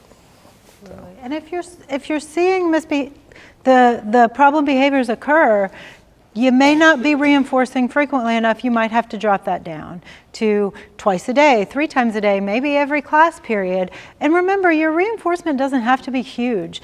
Most of our kids really just want connections with other people. It could just be spending time with you that's important to them, or a friend, or breaks from work. Those are big ones. But a token economy it's very, very effective when it's done well and when you have those good reinforcers. And I like what you said back there, the wheel. Sometimes just the novelty of not knowing what I'm going to earn is fun too. You think about that. We see and you'll get your extra grab bag. Which would you rather have? And you can go to stores and buy this mystery paper bag. What's in it? And people do that. People like that. So sometimes it's the novelty of not knowing what I'm going to earn is fun for kids. Other kids may not like that. But again, that's why we spent so much time at the beginning of this developing those relationships with the kids. You really have to know them so that you can change their behaviors. And your attention-seeking kids will like the opportunity just to stand in front of the class and spin the wheel. So they may not even care what they get. Differential reinforcement can go along in the same lines with functional communication training. There's lots of different types of differential reinforcement. One is of the alternative behavior, differential reinforcement of an alternative behavior. And what that means is you're going to teach the child a different way to get what they want and reinforce that other way of doing it. Okay? So it can be, remember when we said at first, when the kid says, get away from me, we're going to give him space. But now what we really want to do is teach him to say, I need 5 minutes. Okay? And we're going to reinforce the I need 5 minutes, but not the get away from me anymore. I'm not going to get away from you if that's how you're talking to me. Remember, you can prompt them to say the right thing. And then when they say what you want them to say, then you give them 5 minutes. Okay? But this is a continuum of how you change behavior. You can't start with, I need you to say it this way, okay? The child may not be ready for that. You might have to start with honoring the way they're communicating now and then shape it into reinforcing what you want them to say and not the other, okay? Differential reinforcement of other behavior. This is a good one that I really like in schools also. What that means is I'm going to pick a target behavior, which may be getting out of your seat, okay? And I'm going to set a timer for 5 minutes. And if you stay in your seat for 5 minutes, you don't do the behavior that we picked. I will reinforce you. You'll get some kind of reinforcement. So we set a timer for 5 minutes. They don't engage in that behavior, they get their reinforcement. If they do engage in that behavior in that time period, just set the timer back to the beginning and start over, okay? Again, that length of time is determined by how often they engage in those problem behaviors. So again, if they have those problem behaviors every 10 minutes, well then our time interval needs to be 9 minutes, okay? So they can get reinforced and feel successful. We can't say, okay, well this kid is causing problems 15 times a day. We expect him to do better than that, and then we're going to reinforce him. You can't do that. The kids have to have a little bit of success before they're going to buy into what you're doing, okay? And a lot of you do it with your children. I have a child. I won't even say which gender or which one it is, but this child needs to eat so many times, so many hours, or they might get hangry. So I want to reinforce them before they get angry. So, you know, you're doing it as well. Like I said, you're doing it already, but this is giving you context as to what that means in the behavioral terms. Sure. And another thing that I do I did it with me first, and now I'm doing it with my daughter. We're starting a running program. Have any of you ever tried to start running before? Start doing some kind of exercise activity? It's hard. You can't start and say, okay, well, I'm going to start running a 5K when I've never done it before, right? That's never going to happen. But there's a Couch to 5K program that I used when I first started, and it's very short increments. You're going to run for a minute, and then you get to walk, and then you're going to run. And it reinforced me with that walking phase, because that's what I really wanted to do, is walk. So I did the hard thing, then you get reinforced with the easy thing, then you do the hard thing again. And for me, it started with that, literally started with I'm going to run for a minute, and turned into started with a 5K, then I went to a 10K, then I did a half marathon, then I did full marathons, and now I'm doing the same process with my daughter. So it's easier for her than when her soccer coach goes and tells her to run 4 laps around the field. That's hard because she can't do that. But if we start with little things and build up, you can do that. That's easier to do. Yes, ma'am. So one thing that I notice when we talk about these things is that we kind of inherently do, like with my support staff, I kind of inherently do some of this, but the DRO back 30-something when I was in school years ago, when we did DRO, they talked about a direct reinforcement of others' behaviors. So if you had a target behavior you wanted, you would say, instead of directing the attention to the negative behavior, you directed it to someone else's behavior that wasn't what they were doing. So you would say, I really like how John is sitting quietly in his chair, and then you reinforce the kids doing the right thing or the adults doing the right thing, so that the kids are then observing what that behavior is supposed to look like versus the no behavior. Because a lot of times it's a combative with the no's. Right, and that's another strategy, right? The DRO is just, if you don't engage in this behavior, I'm going to reinforce you. So, but absolutely, talking about what other kids are doing well will then remind the student, oh, well, if they're doing that, well, maybe I want to do that too. And yeah, that's great. So having having a good model of what behavior looks like, because you're right, not all kids know what it looks like to sit in my chair. And sometimes you have to be pretty descriptive with what that looks like, because if I'm sitting on my chair with my legs tucked up underneath me, is that okay? If I'm sitting on my chair but I'm leaning on the table, is that okay? Sometimes you might have to be a little bit more specific about what that behavior looks like. And if you have good examples in your classroom, acknowledging that may be a good thing for the other kids to see. Yeah. Because your oppositional defiant kid will say, I'm sitting down. I'm on my knees, but I'm sitting down. You said get in my chair.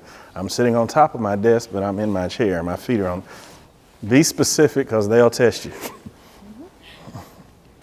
So the interruption and redirection can happen while the behavior is occurring, or if you know your kids well enough, most of the time there's some kind of precursor behavior that happens. Before the big explosive behavior, there's something that happens before that.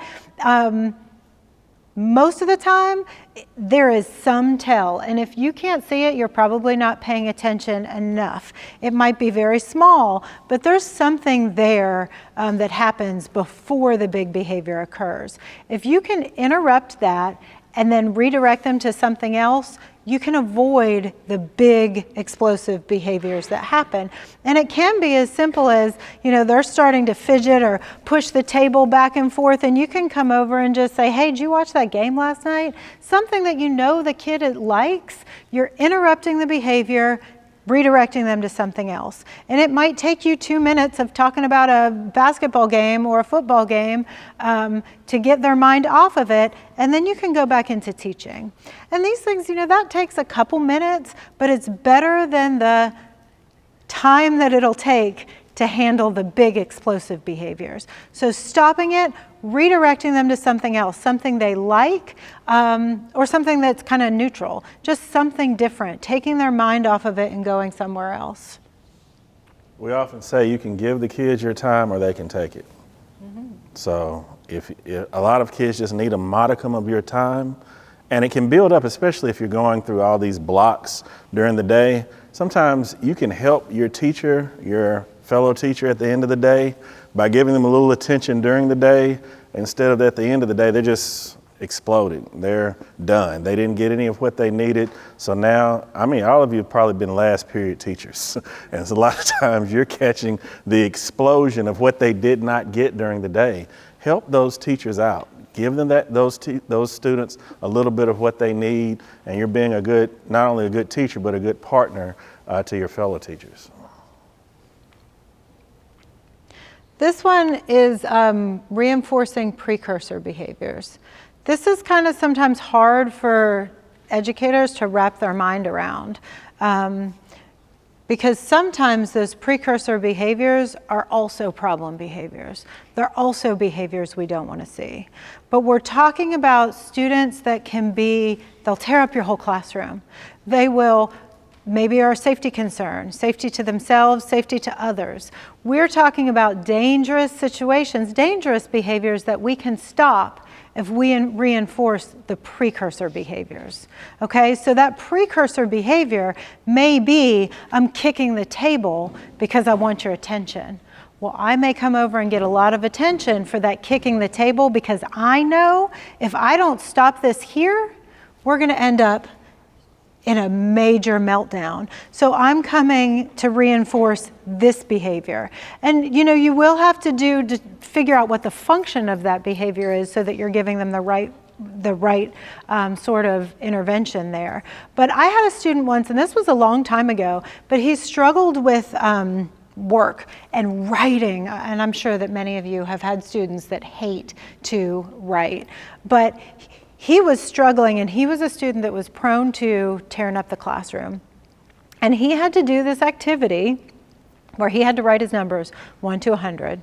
He had to write every single number 1 to 100, and he hated writing. So that immediately was a non-preferred task to begin with. But he started hitting the table and really writing hard, and then he would erase, and then and you could see he was getting agitated by this. So to reinforce that precursor behavior, all I did was take it from him and I said, hey, I'll write it for you. You tell me what the numbers are. Because in my mind, I'm thinking, what's the purpose of this activity anyway? Is it just to see if he can count to 100? Does he know his numbers to 100? It wasn't a handwriting task. So I'm going to take it from him. I'm going to write it for him. He's going to tell me the answers and I'm going to write it. Okay? Now, we don't always want that to be where I'm doing all the writing for him. That's not what we want. But I'm stopping the explosive behavior of tearing up the classroom where he's hurting himself. And that behavior had gone into physical restraints before. So if we can stop it with me just writing, he's still telling me the answers and I'm doing the writing for him. Let's stop it there for now. Now the other thing that I would say is let's go back and look at the function of this task that he was doing. But if you can stop the behavior from happening, stop it. That's what reinforcing those precursor behaviors are. And I'm not saying stop it forever, but stop it so that people are safe, the student is safe, and you can continue teaching the rest of your classroom. And we need to teach this kid how to handle his behaviors also. But stop the behavior from happening. If you know how to stop it, stop it. The easiest intervention, and I know we've talked about this before, just change your response. If you've been doing the same thing over and over and over and over again and it's not working, you need to do something different.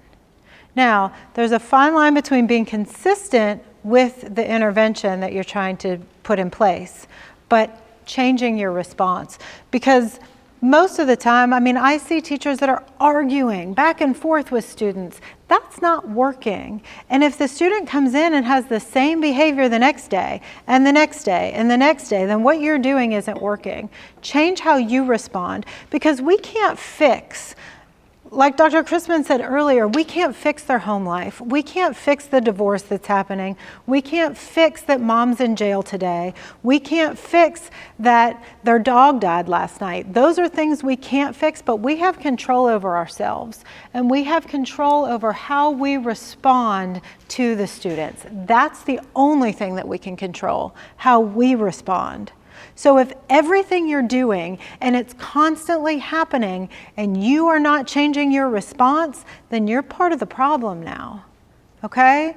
And I think that sometimes you can see in your school, and I know that this happens, you guys can see where other teachers are the problem. I have been the problem, and I didn't know I was the problem. I had no idea. I thought I was doing the right thing. But the student continued to engage in the same behavior every single time. And the way I was responding to it just escalated the behavior. I didn't know I was the problem, but you know who did? The behavior specialist that came in to work with me. That behavior specialist right away knew that I was the problem. You can see it when you're not in it, but when you're in it, it's hard to see it. And when the behavior specialist, it wasn't Larry, I'm pointing at you like it was you, but when the behavior specialist told me, I was receptive to that information too. That's the other thing. You have to own that sometimes what I'm doing is not the right thing. But when you're in it, when you're working with these kids, it's hard to see that it's you, or that the way that you're responding is not getting the reaction that you want. Sometimes you need to slow down and think. Take the time to think about how you're responding to the behavior, because our goal is not to win. Our goal is not to show that I'm in control. Our goal is to help the student be successful, to avoid the tearing up the classroom, the flipping desks, the behaviors that can end up in a physical restraint. We want to avoid that. So how can we change ourselves in the way that we respond to make that not happen? Okay? That's the easiest intervention. And I'll tell you, my husband's also a teacher. Everybody teaches. That's what he told me. Whenever you're presenting to people, we talk about all of those fancy words and all of these little interventions that you can do. But he said, the one thing that they need to know is what can they do right now to make the behavior stop. Yes, all of these interventions will help, but they won't help immediately. They're things that take time, things that you have to work on and teach the students. But this is the one thing you can do immediately that will fix the behavior maybe tomorrow. It depends on your relationship with the kids, okay? Yeah.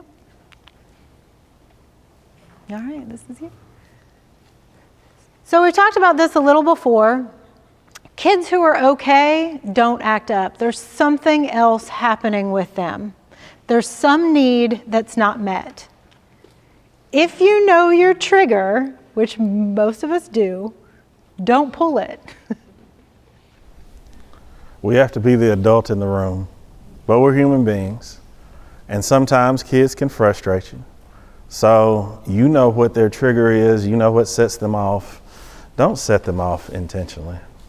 And it's human nature to do it, so we're not casting blame or aspersions here. Human nature would make you do it, but don't do it. You have to be the adult, and you have to maintain your stature in the classroom. If you're pulling kids' triggers, then they're not going to give you the amount of respect that you deserve. So just, you know what their trigger is, you know how to set them off.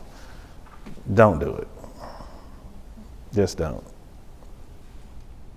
We've gone into classrooms and people will say to us, well, do you really want to see the behavior? Because I can show you. That means they know. They know what to do to upset the student. Don't do those things. If you know, don't do it. It's simple. And then our positive needs to be bigger than their negative. We need to be better. We need to be better. Okay? And sometimes, also working with a team is incredibly important, because sometimes, like, I may have had one of those major things happen in my life where I'm not in the place right now to deal with this, because I'm having some really personal things happen in my life and I can't handle this today. That's why you've got to work with the teachers around you. Talk to them, be there for each other, because everybody's not perfect all the time. We're humans. Some people have bad days, some people have bad years. And when that's happening, we have to be there for each other. You have to know that I can go to Larry and say, hey, I need 5 minutes. Can you please cover my class for 5 minutes? I just need to get myself back together. Know that, and be that person for your other teachers too. Rely on each other, work together. Schools, teams, you need to be a team. You have to be. If there's problems in your classroom between adults, you need to figure out how to work that out, because the kids will feel that. So our positive, ourselves, we have to be bigger than their negatives. Yeah, there are times when you're exposed too, and it's good to know times when you're exposed. But for those of you who've experienced loss in your lives, you're missing loved ones, sometimes during the anniversaries of their passings or during holidays. I know for me, I lost my dad. Sometimes it's around Father's Day. There are certain times where you're more exposed and less likely to be the therapeutic person that you need to be every day. Use your team. It is no discredit to you to use your team, and be a good teammate when you need to tag in. Some of the schools I've seen do that, I worked with even last year, they were amazing at that. So make sure that you have good teammates and you use your team when you need them. Okay, where are you in the crisis? And this is important because sometimes we respond inappropriately because we don't recognize where we are in the crisis. We theme this talking about how did we get here? Understanding where you are with a student is important in terms of how you respond to the student. So if a student is showing anxiety, or this is the anxiety phase, this might be crying facial expressions, some change in the student's behavior. For those who make first contact with students in the morning, your job is so important because you might see things that come up a little bit later. For those of you who have ADHD students, a lot of times it takes a couple minutes. You can say, hey, they didn't have their medication today. Eyes a little twitchy, they're getting a little slippery in that seat. You can see some of the signals and signs. Therefore, it's your responsibility to react at that stage before it gets worse. If you see a student come in and they're very crying and they're emotionally distraught, you want to respond to that as early as possible and not let that situation fester into something more problematic. But by anxiety here, we're just meaning little small changes in behaviors. A kid that's normally very talkative is all of a sudden very quiet. Notice these things, and then that's where you're asking questions. Are you okay? What's wrong? This is the time where you're giving them time in the beginning instead of taking the time later. I know we have administrators in the room. They love to see teachers take that little bit of time so there's not a problem later and they're spending hours in the administrator's office. So notice these small signals. You make first contact with a student, you have a very important responsibility to be aware of the signals and signs they may give you while they're in an early phase of what may later become a crisis. Then in the supportive stage, they might be a little more agitated. They might even say some challenging things. They may ask some questions, or I don't want to do this today, or they may just push the assignment away. You see them physically acting, manifestation of them moving from the stage of anxiety to where you need to be more supportive of their behavior. Again, you want to respond at the lowest level so that you can help to prevent an explosion later on. So you might offer them help, listen. You might change the environment. They might need to go see a counselor. They may have a favorite person that they talk to, and you want to use this time to have an early intervention with the student before they begin to act out more. But understand that in the supportive stage, they haven't lost rationality yet, so that they'll listen. Some of the things you're giving them, some things that make sense, they'll listen to you at this stage before they lose rationality. Because then when we get to the defensive stage, they're no longer rational. They're yelling, they're threatening you, they're cussing, they're pushing down furniture. You can't go to them at the defensive stage and say, hey, Johnny, if you do these 5 problems, I think I'll give you a break. No, Johnny don't want your problems. He might throw that pencil at you. You have to recognize where you are, because if your intervention doesn't match where they are in the crisis, then you're going to have an explosion. And if you wait too late to respond, then you're going to be in more trouble. So it's better to respond early than to respond too late. Look and notice the little signals and signs that they might be giving you. And this is not a situation where you can tell the student, I don't have time right now. You have to know your students. Because some of you who know some students, I told you about my IED student, it wasn't wait 5 minutes, it was bam, bam, bam. It was his face was red, it was he's yelling, and then he's fighting. And it was right there. So most students are not like that, but they progress more slowly. But we have to intervene as soon as possible so we don't allow the crisis or the situation to fester. And then it's more important even with students who change classes. If you're in a situation, your school changes classes, that student leaves your room in anxiety, he may escalate to defensive before the other teacher even knows what's going on. So it's more important that we be responsive as soon as possible and try and find out what's going on with the student.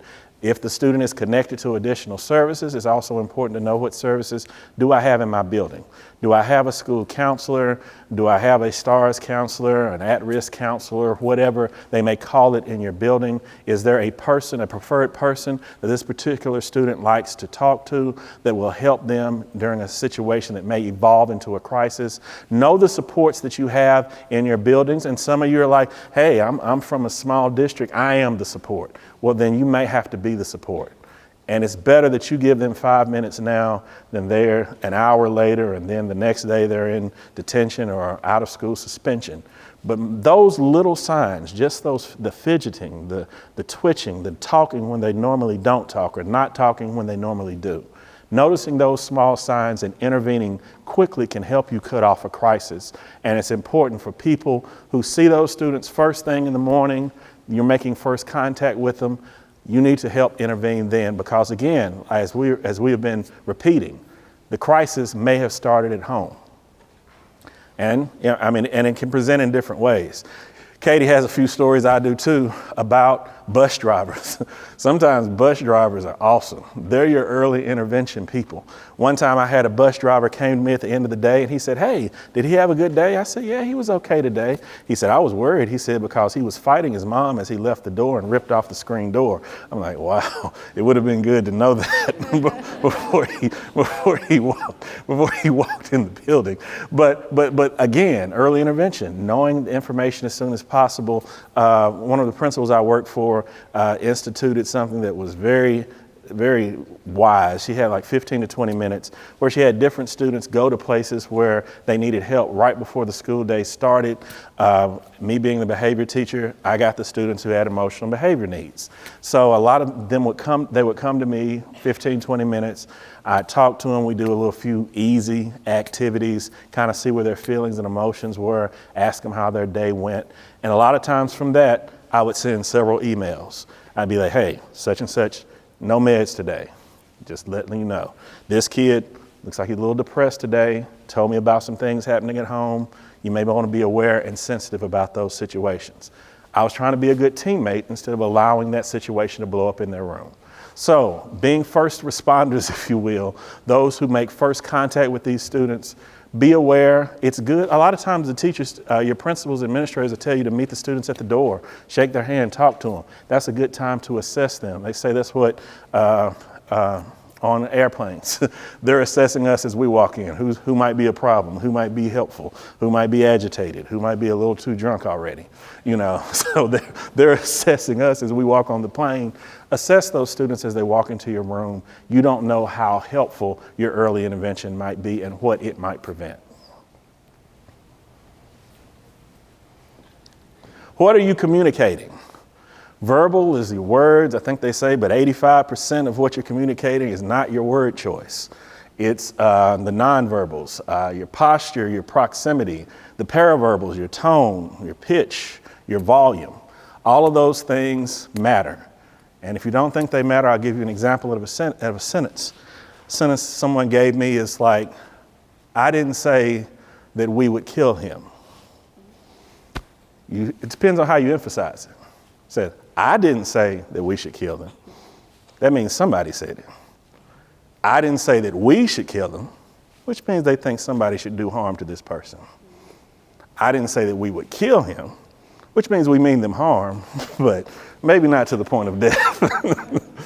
I didn't say that we would kill him. Well, maybe they're on the rampage to get somebody, but maybe not that particular person. But it's all about the tone and the emphasis of how you say the things. And you watch your proximity. I'm a big guy. I have to be careful about my proximity to students who are small, because then I may not be communicating what I think I'm communicating.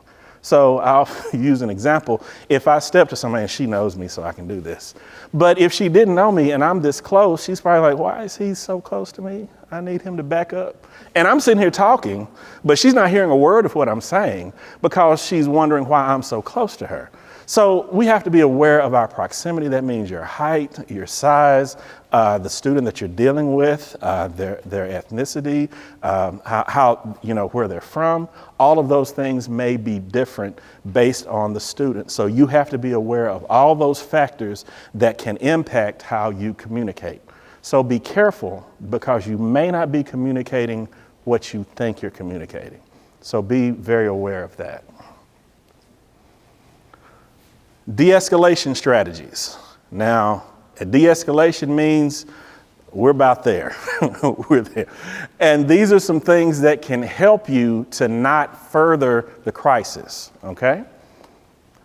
Break the unmet needs cycle. What does that look like? Because all of us have unmet needs. Some of you all, you didn't get your coffee this morning. You were here, it's the summertime, got out a little early, didn't get to swing by Starbucks. You have an unmet need when you came in the building.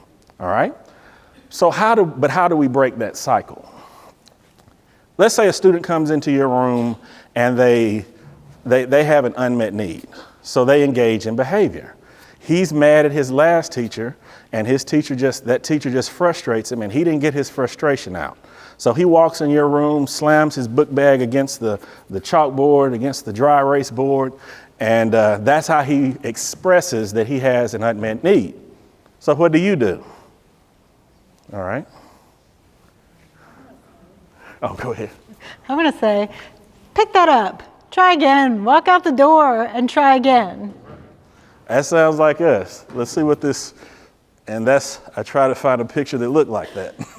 And you don't do that in here. I don't know who you've been talking to or who you've been dealing with, but you don't act like that in my room. Some of you are smiling because you do that. That's not happening here. Okay, so the student has an unmet need, engages in behavior, and then we respond. So what does the student do? The student responds with an additional behavior. You're not going to tell me what to do. You're not my mama and all of this. So now they responded, you responded, and then it keeps going back and forth. Their behavior leads to your behavior, and then guess what? You're in the middle of a power struggle. You're in a power struggle. Don't power struggle with kids. There's no more simple way to say it. Just don't power struggle with kids. You're giving credence to whatever they're upset about and whatever they're frustrated about by engaging in the power struggle. Nothing is moving forward. Nothing is being helped. You're not helping them. They're not helping you. It just goes round and round and round. And again, because you're the teacher, you might win, but what does winning look like? At what cost does winning happen? I'll tell you one of the most freeing things that happened to me as a behavior teacher is I came into the realization that I can't force a kid to do anything. That is a freeing reality. I cannot force a kid to do anything. So that resolves me of some responsibility as it relates to our kids, because I can't force them to do anything. And I don't want to. I want to incentivize, I want to encourage, but I cannot force them to do anything. And then when we try to force kids to do that, we get caught in that power struggle. But instead of engaging in a power struggle, this is what we should do. We should attempt to just address the need. How do we address the need? We ask the student, what do you need? What do you want? What is happening with you? You ask them questions like you would do one of your colleagues. I can pick with my Oakland people over here. If Jonathan comes in Dr. Hughes' office and throws his clipboard down, she's not going to say, boy, you better pick that clipboard up. She's going to ask him what's going on.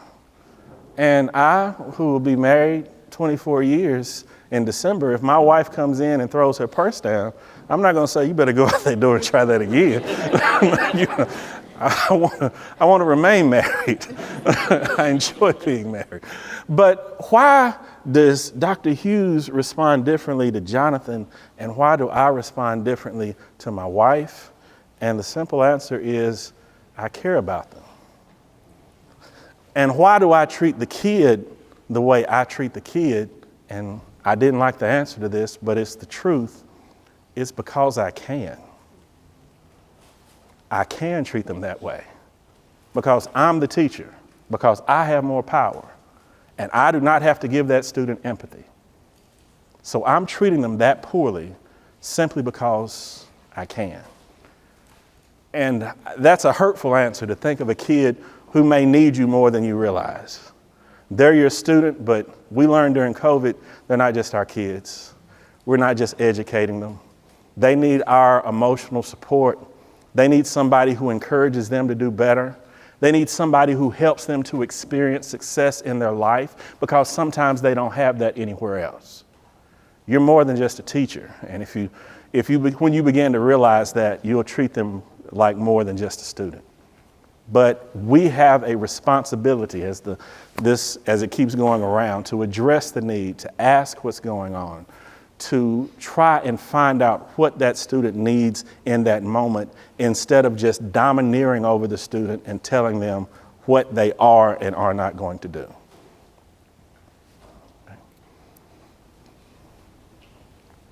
What does addressing the need look like? It gives you some examples here. What's wrong? Listen. Show empathy. Be an ally. Treat them like a friend or spouse. Ask this question and go to the next slide. What do you need when you're in crisis? What do you need? What do you want from someone when you're in crisis? Somebody raise their hand, just let me know. Somebody to listen to me. She said somebody to listen. Somebody to listen. You had your hand raised? I think one thing that we fail to do, what you want, like someone to listen, and someone tries to fix your problem. And even with our students, oh, well, maybe if you hadn't done this. No, we need to talk about, yeah, that stinks. Yeah, I understand why you're hurt without fixing the problem, without trying to explain the problem away. Empathy, yes. Listen, show them empathy right here. I say that all the time. If I'm upset, I don't want my husband to come home and tell me what I should have done. That's not what I need right now. I just listen to me, just tell me I'm right, and even if I'm not, it's okay. All the people who want somebody to tell them to calm down. Go ahead. I personally want space. I don't think we give our children space Right. for them to realize that something's actually happened.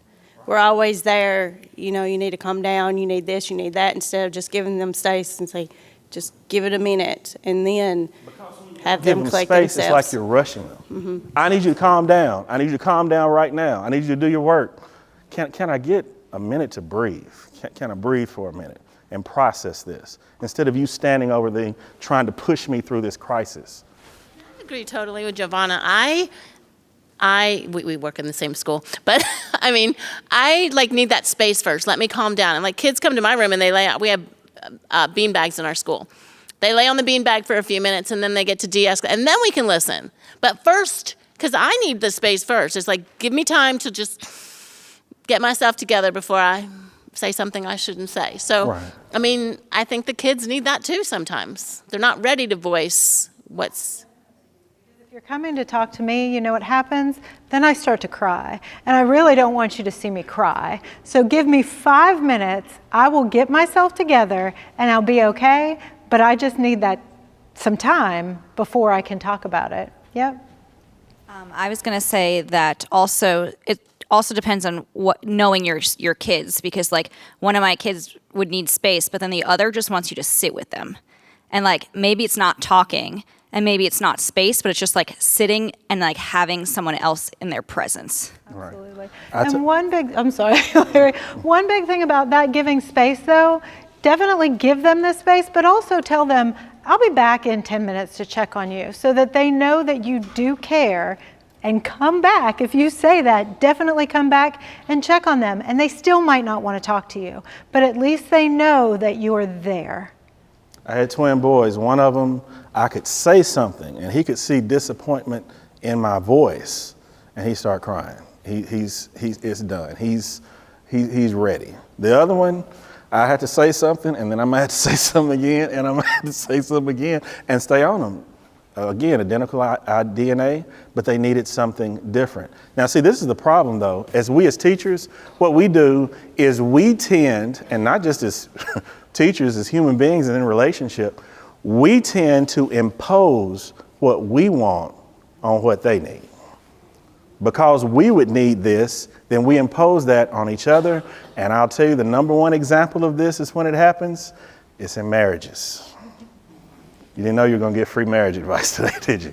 What happens when the person who wants to talk deals with the person who needs space?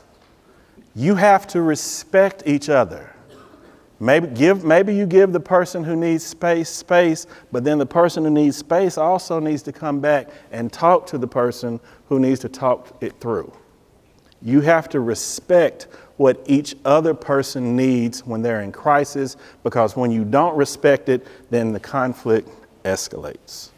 When the husband that needs space or the husband that wants to talk, gets in the face of the wife who needs space, then boom, we have explosiveness. Yes.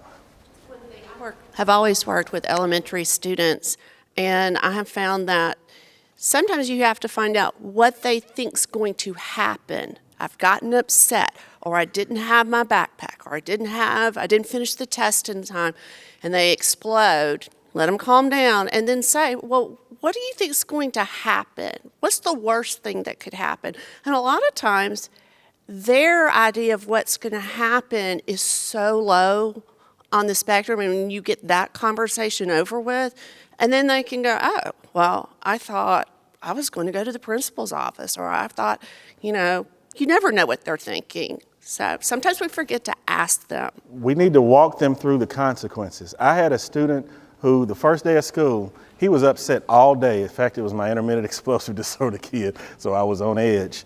Read all day. And then I didn't understand it. Then later, like in the day, maybe about fourth or fifth period, I had a conversation where I discussed, my kids and their grade levels. And he said, I thought you held me back. He had been frustrated all day because eventually, obviously, we must not have had that conversation. And he thought he had been retained in the 6th grade because we hadn't discussed consequences and what was happening next. And he was in fear and apprehension of something that didn't even exist. And I have that conversation with one of my daughters a lot too. Like, she has a whole lot of anxiety. And it's, well, okay, this happened. What's the worst thing that can happen because of this? Really, like, think about it. What's the worst thing? Okay, let's prepare for the worst, but then what's more likely to happen because of this? And once she does it much better on her own now, but once she could work through that, it was much easier. Just, you're right, it's the unknown of what's going to happen because this one thing happened. But the next slide just gives you some examples of some of the things that you've already said. Space, time, someone to agree with them, some of those things. But the next thing is creating positive reactions. The key to that, we can move on to that. The key to creating positive reactions is that we have to speak to someone or treat them based on the reaction that we desire from them. We don't just talk unintentionally. We should speak intentionally and treat students intentionally based on the response that we want to have. We have some people who may speak harshly, or I don't understand people who wake up wanting to fight, but apparently there are some people, if they want to fight, I'm going to fight with them. I don't understand how that attitude is helpful. But if you put that out, that's what you get back, because there are kids out there, they will fight with you, some of them literally. But you need to address them in the way that you want them to respond. And some ways to do that, to create positive reaction, again, that's what that's discussing, is validate feelings. I say validate feelings, not facts. That means you might not agree with the facts of the situation, but you can understand the feelings. So if my 7-year-old kindergartner breaks his pencil and he thinks the world is over and he starts crying profusely, I can talk to him and discuss, hey, I know what it's like to feel frustrated. Maybe not about a pencil, but I've been frustrated too. I've broken things, I've lost things too. You can validate those feelings without validating the factual situation that they're involved in, but a lot of times they need their feelings validated. And this goes back to just thinking about, what do I need to do? How do I need to respond to create the reaction that I want? That's right. Flow with the force. Don't engage in the power struggle. Don't keep fighting. Sometimes you just need to go with the force. A kid gets up, examples given, kids gets up to go sharpen their pencil. It's not the time to sharpen pencils. Am I going to tackle the kid? Is that what we're doing? I'm going to walk with the kid, say, hey, we're going to sharpen the pencil today, but tomorrow we're going to wait till we raise our hand and get permission. Okay? So flow with the force, yield to it instead of resisting it all the time. Again, the question, what hill do I wish to die on today? All right? This is how you do it. Again, you're validating feelings and you're going with the force instead of resisting the force. Give them choices and help problem solve. All right, the last few I can breeze through pretty quickly. Four short sayings I live by. These are things that I didn't invent, but things that I've learned in life. One of those things is, keep going. Know thyself, know what you're able to present, know what your level is for the day. Know how much energy you have to give. I say this in all of my trainings. I mean it, and my administrators usually support it when I say it. If you're up to here before the day starts, that might be a good day to take an emotional day off, because you're not going to be any help to students. You're not going to be a help to your teammates. You're going to cause problems. You might lose your job. Okay. Know when you've reached your level of frustration, and don't bring that to work and put that on someone else. All right. Every day is a new day. I used to hire the assistants that worked in my behavior room. I used to interview them, and if I had certain questions, and if they didn't give me some version of that answer, then they were not hired, because I need them to know that each day is new. If they said, well, I gave them an example, like, what if a kid cussed you out at the end of the day? And they said, well, the first thing I'm going to do when I catch him in the morning is we're going to talk about it, and I'm going to tell them that's not appropriate. Okay, maybe we need to let some things go. Maybe you need another job, but we gotta release it. You can't come to school on Thursday mad about what your kids did on Monday. That's not good for you, and the kid is young, they're healthy. You're raising your own blood pressure, and you're gonna have all kind of health impacts if you do that. Every day needs to be a new day. Every child is someone's baby. Every child is someone's baby. I tried to find the cutest baby I could find. I want you to think of that face when you think of dealing with children. Every child is someone's baby. That child is the hope of that family. You've heard this before. They don't give you the worst kids they have. They present you their best. Remember that when you're dealing with our students, even those with emotional and behavioral issues. Rapport is so important. Not just rapport with the students, but you also need to carry rapport with the parents. Please, please, please call parents when you have something good to say. Please call your parents when you have something good to say.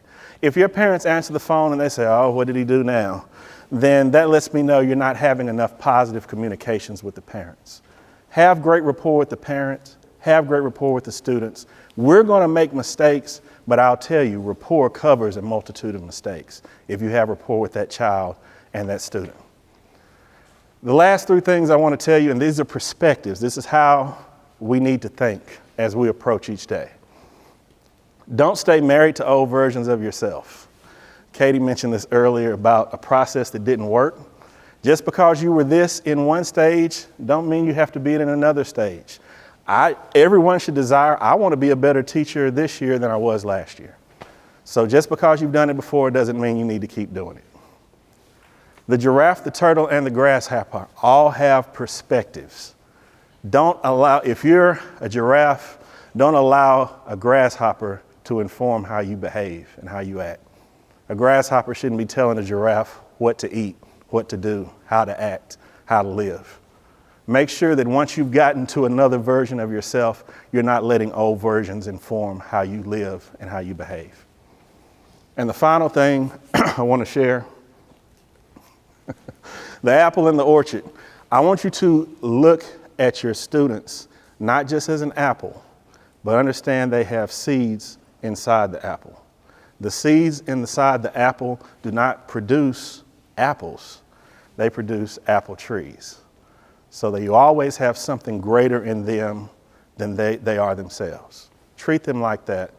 Help them grasp their possibilities. And not only will you treat them better, you'll understand that you're also an apple and you'll treat yourself better. We appreciate your time, guys, today. We hope that you've taken something from that. Again, I'm Larry Crispin. This is Katie Fan, and we're grateful that you had an opportunity to speak with you guys today. And I do want to draw your attention to one of the references up here. It's the last one. That's Robert Hudson. He works at, it's not up there, Greenbrier, I believe, is the name of the place in Alabama. And he really, a lot of what we talked about was based on the training that we got from him. And his school is a residential school in Greenbrier in Alabama, and he is fantastic. There's lots of speaking that he does. So Glenwood, I'm sorry, I said Greenbrier. It's Glenwood. That website is up there, and you can get these slides, but I really recommend looking at some of the training that he does because it's really, really fantastic. So, yeah. All right. Thank you, guys.